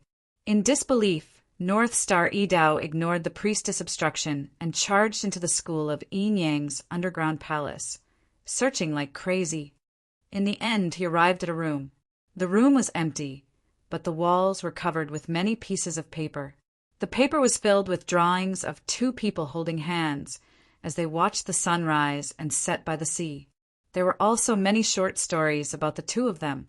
I really like being with him. It's very stable, very peaceful, very happy. I can't sneak out to see him anymore. I really miss him. What is he doing now? Could he be thinking of me? No, he should just forget about me. Actually, I'm starting to like him a little. Wow, I actually gave birth to a child for him in my dreams today. How embarrassing. Maybe I'm going to die soon. After all, I'm a sacrifice for the Shikigami. But he doesn't know any of this. That's good. After all, the time I was eaten should have been very ugly. Thankfully, he can't see it. Each drawing, each paragraph of text. All of this touched North Star Idao's nerves. Sacrifice. At this moment, North Star Idao finally understood why the priestess had said that Kikyo was dead. It was because she had been used as a sacrifice for these Shikigami. Heartache, endless rage surged in his chest. North Star Idao's arrival had already alerted the Onmyojis cultivating in the underground palace. They quickly gathered around. The furious North Star Idao only wanted to kill. But he was only one person. Although he was strong and his swordsmanship was superb, he was still no match for the Shikigami summoned by so many Onmyojis. No matter how many times he swung his sword, he was still no match for them. This was yet another power that he couldn't match. He was seriously injured once again. North Star Idao should have been killed. But the priestess suddenly arrived and saved him. She told North Star Idao not to come here again, or else he wouldn't be able to leave alive the next time. The heavily injured North Star Idao was on the verge of death. He asked the priestess why she saved him, but the priestess said Kikyo is her daughter. At that moment, North Star Idao angrily asked the priestess why she could bear to watch Kikyo be sacrificed to the Shikigami. This is all fate. I am powerless to resist. She is powerless to resist. And you are even more powerless. A sad expression appeared on the priestess' face after she finished speaking. Before she left, she told North Star Idao that he should never think about revenge. The Onmyojis were far more powerful than they were. They were as powerful as gods, and no matter how strong his swordsmanship was, could he fight against a god? With that, the priestess left, leaving behind the dying North Star Idao. Despair was like a demon that had been watching North Star Idao all this time, whispering into his ear, "I will always be by your side." North Star Idao was rescued by a passerby and sent to the hospital. But after he was discharged from the hospital, North Star Idao's original sharpness disappeared once more. The priestess warning before she left continued to echo in his ears. How could a mortal fight against a god? Even though the priestess was so powerful, there were even more powerful Onmyojis in the underground palace. There were even those who were as powerful as the priestess had said. He had no idea what he should do next. No matter how hard he trained his swordsmanship, he would never be able to fight against the Onmyojis, much less avenge Kikyo. When he returned home, North Star Idao sank into the pain of the past. What's the point of learning this sword? It's because of this sword that my father left and my mother followed. Now I see it as my only hope, but it can't give me the power to take revenge. Then what's the point of learning it? What North Star Idao felt was not helplessness but pain. He went to his father's room and knelt in front of his father's memorial tablet. He raised the heartless pill with both hands and placed it in front of his father's memorial tablet, intending to abandon the sword. But at that moment, he noticed a book on the table beside his father's memorial tablet. One Sword, Taiyuan. He opened the book, and a piece of paper fell out. North Star Shiofu. Idao, I knew you would see this book, even though I've never told you about its existence. This is the essence of the One Sword School swordsmanship, but I'm warning you, don't ever learn it. My body is getting weaker and weaker, and I don't know how much longer I can hold on. Cultivating this demonic sword technique brought me a short period of happiness, but it also brought me endless pain in the future. It's very powerful, but it's a demon that can corrode your body and spirit. Although it once brought glory to the One Sword School, that was only in the past. It doesn't belong to this era. My wrong choice is your best warning. It's a spiritual inheritance, but it's not a taboo that we should touch. Perhaps I'm no longer here after reading my message, but One Sword, you must promise me that you will never cultivate this demonic sword. Chapter 382. However, the sword still pierced through his body, cleaving his black crow body in two. The violent sword aura did not stop at all, soaring into the sky. However, North Star Blade had already given up on life and death. He did not fear these things. He began practicing according to the Taiyuan swordplay manual. At that moment, the rain suddenly stopped, and a rainbow appeared on the horizon. What North Star Blade did not know was that the Taiyuan swordplay manual was a cultivation manual, the ultimate swordsmanship training manual in the Spirit Chi era. However, in this age of chaos, the human body could not be tempered by Spirit Chi. How could they endure the torment of sword aura coursing through their bodies? They chased them all the way to the shrine. The ground was covered in blood, and countless onmyoges lay in pools of their own blood. With the guilt he felt towards his parents, the guilt he felt towards Kikyu, and the self-blame he felt towards himself. This sword condensed all of North Star One Blade's thoughts. After experiencing so many twists and turns, he accepted everything and faced it calmly. This sword was unimaginably powerful. Even the female priestess, who had been watching from the shadows, had a look of disbelief on her face. This was because he craved power. He craved the kind of power that would allow him to transcend the mortal world and rival gods. In the end, the door to the underground palace was broken by the onmyoges' frenzied attacks. They escaped from the underground palace and began to run outside. The hundreds of onmyoges, who had once been so powerful that he could not contend with them, were now nothing to North Star Blade. Without Spirit Chi, the body could not withstand the ultimate swordsmanship training method. This was the truth. Yes. At that moment, North Star Blade put down his father's letter and began to read the Taiyuan swordplay manual. Was this the swordsmanship training method that had caused his father's cultivation to go berserk? This was because he had lost even his right hand to hold the sword. How could he continue his legend? In the next few years, North Star Blade was very lonely.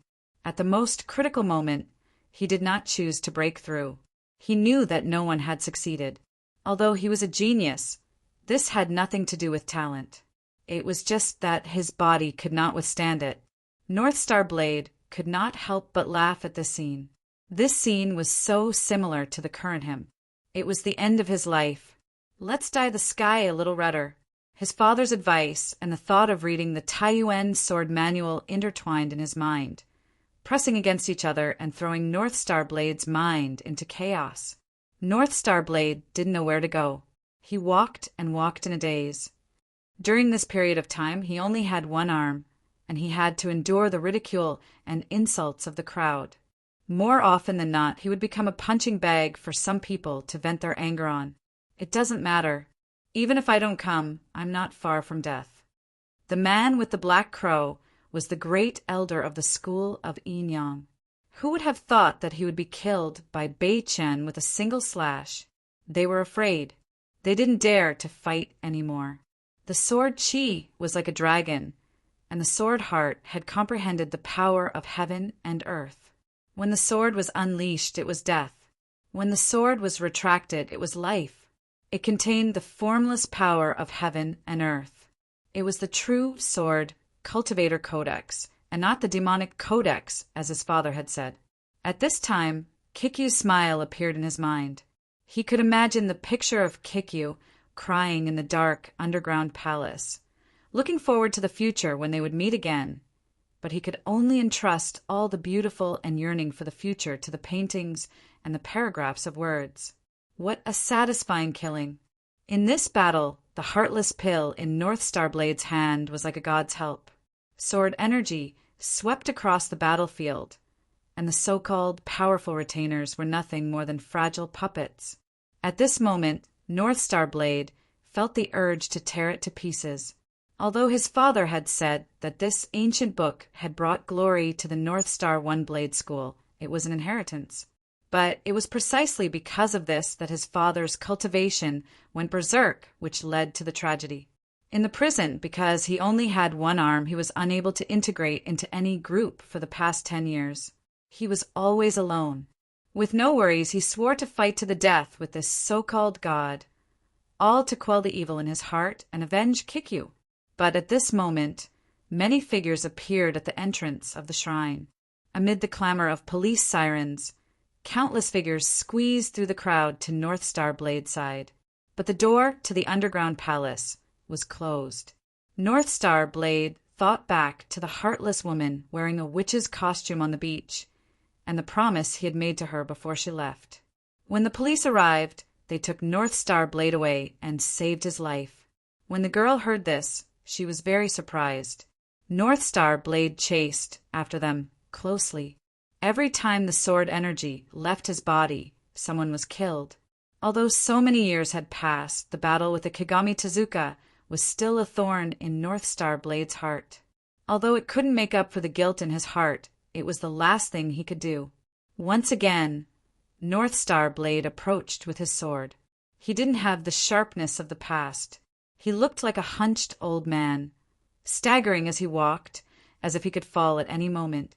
Even though he was extremely weak, he was still extremely terrifying. He became the nightmare of these Yin Yang masters. To their horror, they discovered that this man had changed. He had become unimaginably powerful. But North Star Blade didn't give up. Although the sword energy gradually corroded his body and mind, and he spent several hours in a daze every day. As long as he was awake, he would practice his sword. He couldn't help but nod. Even the old man hadn't expected North Star Blade to suddenly attack. Even he felt that he couldn't block the violent sword energy that was coming at him. From now on, he was nothing more than a cripple. North Star Blade nodded slightly, walked past the priestess, and walked down the stairs into the darkness. At this moment, North Star Blade completely let go of his worries and began to flip through the ancestral inheritance, which had been called a demonic book by his father. His appearance instantly caused the terrified Yin Yang masters to stop running. They all knelt before him. Before serving his sentence, North Star One Blade met with Ayaki again. He told North Star One Blade. Seeing North Star Blade fall silent again, the girl continued to encourage him. After 10 years, he felt like he didn't fit in with everything around him. It was as if he shouldn't have been here in the first place. Many of his memories had become blurred during cultivation, but there was one thing he remembered very clearly, and that was to avenge Kikyu. Although these two memories had started out very well, he couldn't accept the ending. That's my deceased father. I'm his youngest daughter. Do you know him? After that, North Star Blade began his sentence of 10 years. North Star Blade's slaughter continued. Every strand of sword energy that was extracted from his body was as painful as being cut by a knife, but he felt satisfied. But so what? North Star Blade felt that this kind of life was actually very peaceful. After all, everyone realized that he only had one arm. This step was extremely important in the Taiyuan swordplay manual. If he succeeded, all the sword energy in his body would condense into a sword orb, and he wouldn't have to endure the sword energy's torture anymore. North Star Blade finally couldn't bear the burden anymore. Blood flowed out of his orifices, and he collapsed to the ground. He stepped out into the outside world, and everything around him was filled with strangeness and coldness. At this moment, they were terrified. They didn't dare fight North Star Blade, and they began to rush out of the underground palace. Kikyo had brought him out of the dark world, but he couldn't help her when she was at her weakest. They began to help North Star Blade, hiring the best lawyers and expending a lot of manpower and resources to alleviate his crimes. Soaring Sword Intent appeared. North Star Blade didn't waste any words. He knew his body's condition. It was like a candle that had been burned out. The flame was barely flickering, but it had reached its end. So at the last moment, he gave up on condensing the sword orb. All right. 10 years passed in the blink of an eye. On this day, he was released from prison. What kind of god was this? Day after day, he used the Taiyuan swordplay manual's sword techniques to condense sword energy in his body. The crow landed on the ground, turning into an old man who had been cut in two. This attack was the eruption of all the sword energy in North Star Blade's body. This attack was unavoidable, so he chose to turn into a crow and fight it. As he cultivated, North Star's saber finally experienced just how powerful sword chi was. North Star Blade fell silent as he read the letter his father, North Star Shiofu, had left him. However, North Star Blade knew that he could no longer become a legend. His arrival would always cause the priests and servants in the shrine to tremble in fear, but they still didn't stop him. They knew that someone would take care of him, just like the previous times. At the end of the day, he was just a mortal. He was no different from the seniors who cultivated sword intent. No one knew that he was once a ferocious beast. They bullied him as the weakest of weaklings. North Star Blade's spirit had long since dissipated. It was time to go. During his cultivation, he began to vomit blood. He even fell into a temporary coma. At that moment, a giant crow appeared in front of the shrine. It landed on the ground and transformed into an old man. Even though North Star Blade was lying in a pool of blood, no one dared to approach him. The sun had set, and half the sky was dyed red by the afterglow of the sun. But he'd killed people, and many at that.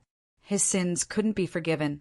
What North Star Blade didn't know was that although he'd learned sword intent and sword techniques, he couldn't absorb the spiritual energy of heaven and earth into his body. As a result, his sword intent grew stronger and stronger.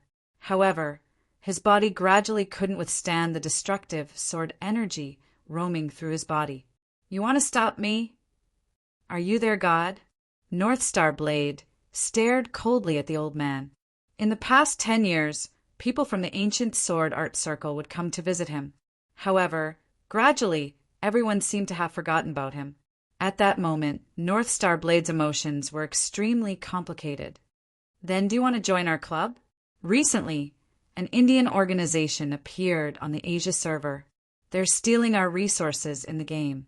We're gathering people to counterattack. The little girl asked again. The ancient sword art circle was a society that respected the strong, and he was just a former strong person. My father died in a competition.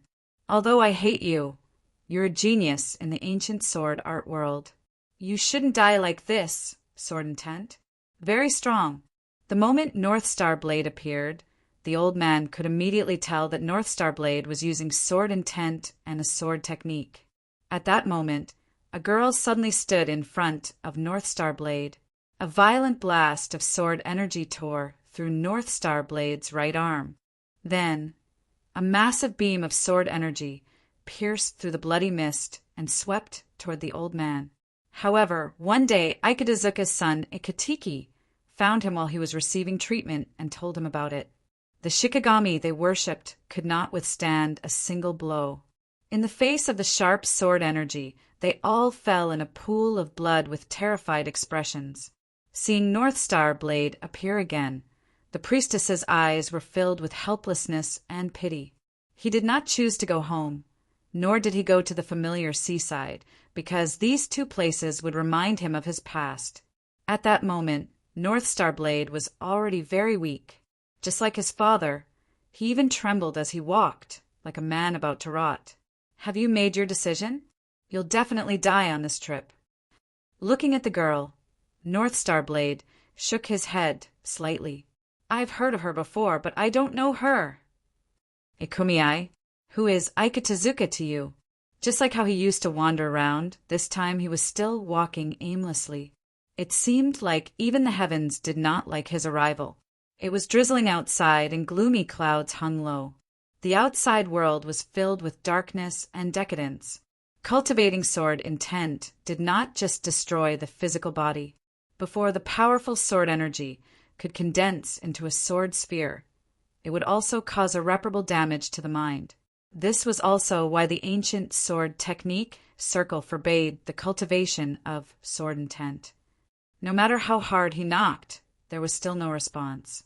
At that moment, he still stepped onto the path that his father had walked, the path of sword intent cultivation that he could not turn back from.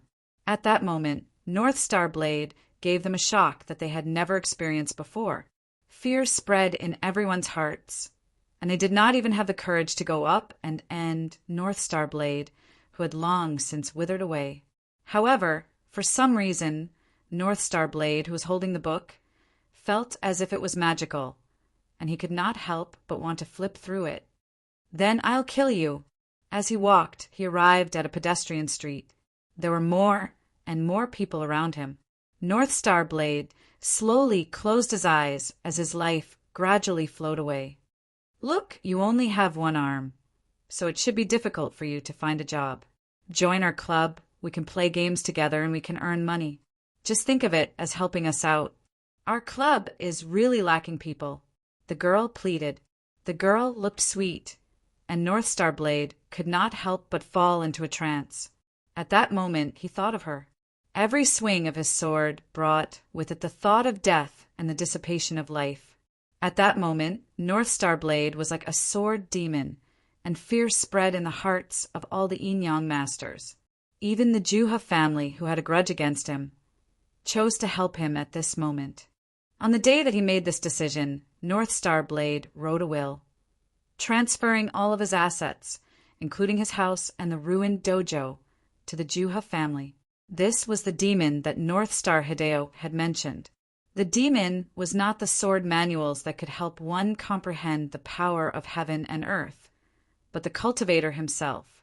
However, the female priestess, who was observing from the shadows, smiled.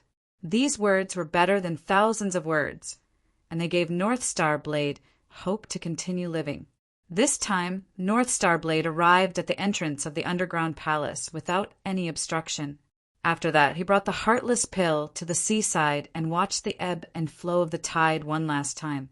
He staggered toward the Yin-Yang shrine in the tide of memories. At that moment, North Star Blade did not understand why they were helping him. Stay in there, and we will wait for you to come out. We will wait for your legend to continue. All the ancient sword styles will be your home. Looking at North Star Blade's pale face and weak appearance, the female priestess could not imagine what he had gone through. Although she could not bear to see him die, she still made way for him. The moment had finally come. North Star Blade had given up, and he had no intention of leaving this place alive. After training hard, North Star Blade reached a stage that his father had failed to break through, and that was to form a sword pill. Looking at Ikazumi, North Star Blade thought of the mistake he had made in the past. The girl's pleading appearance also reminded him of the first time he met the Kikyu. However, what North Star Blade did not expect was that the entire ancient sword arts circle began to mobilize. Hello, my name is Ikazumi. Our Battle Asia Club is currently recruiting members. Would you like to join? The little girl asked expectantly. However, North Star Blade smiled.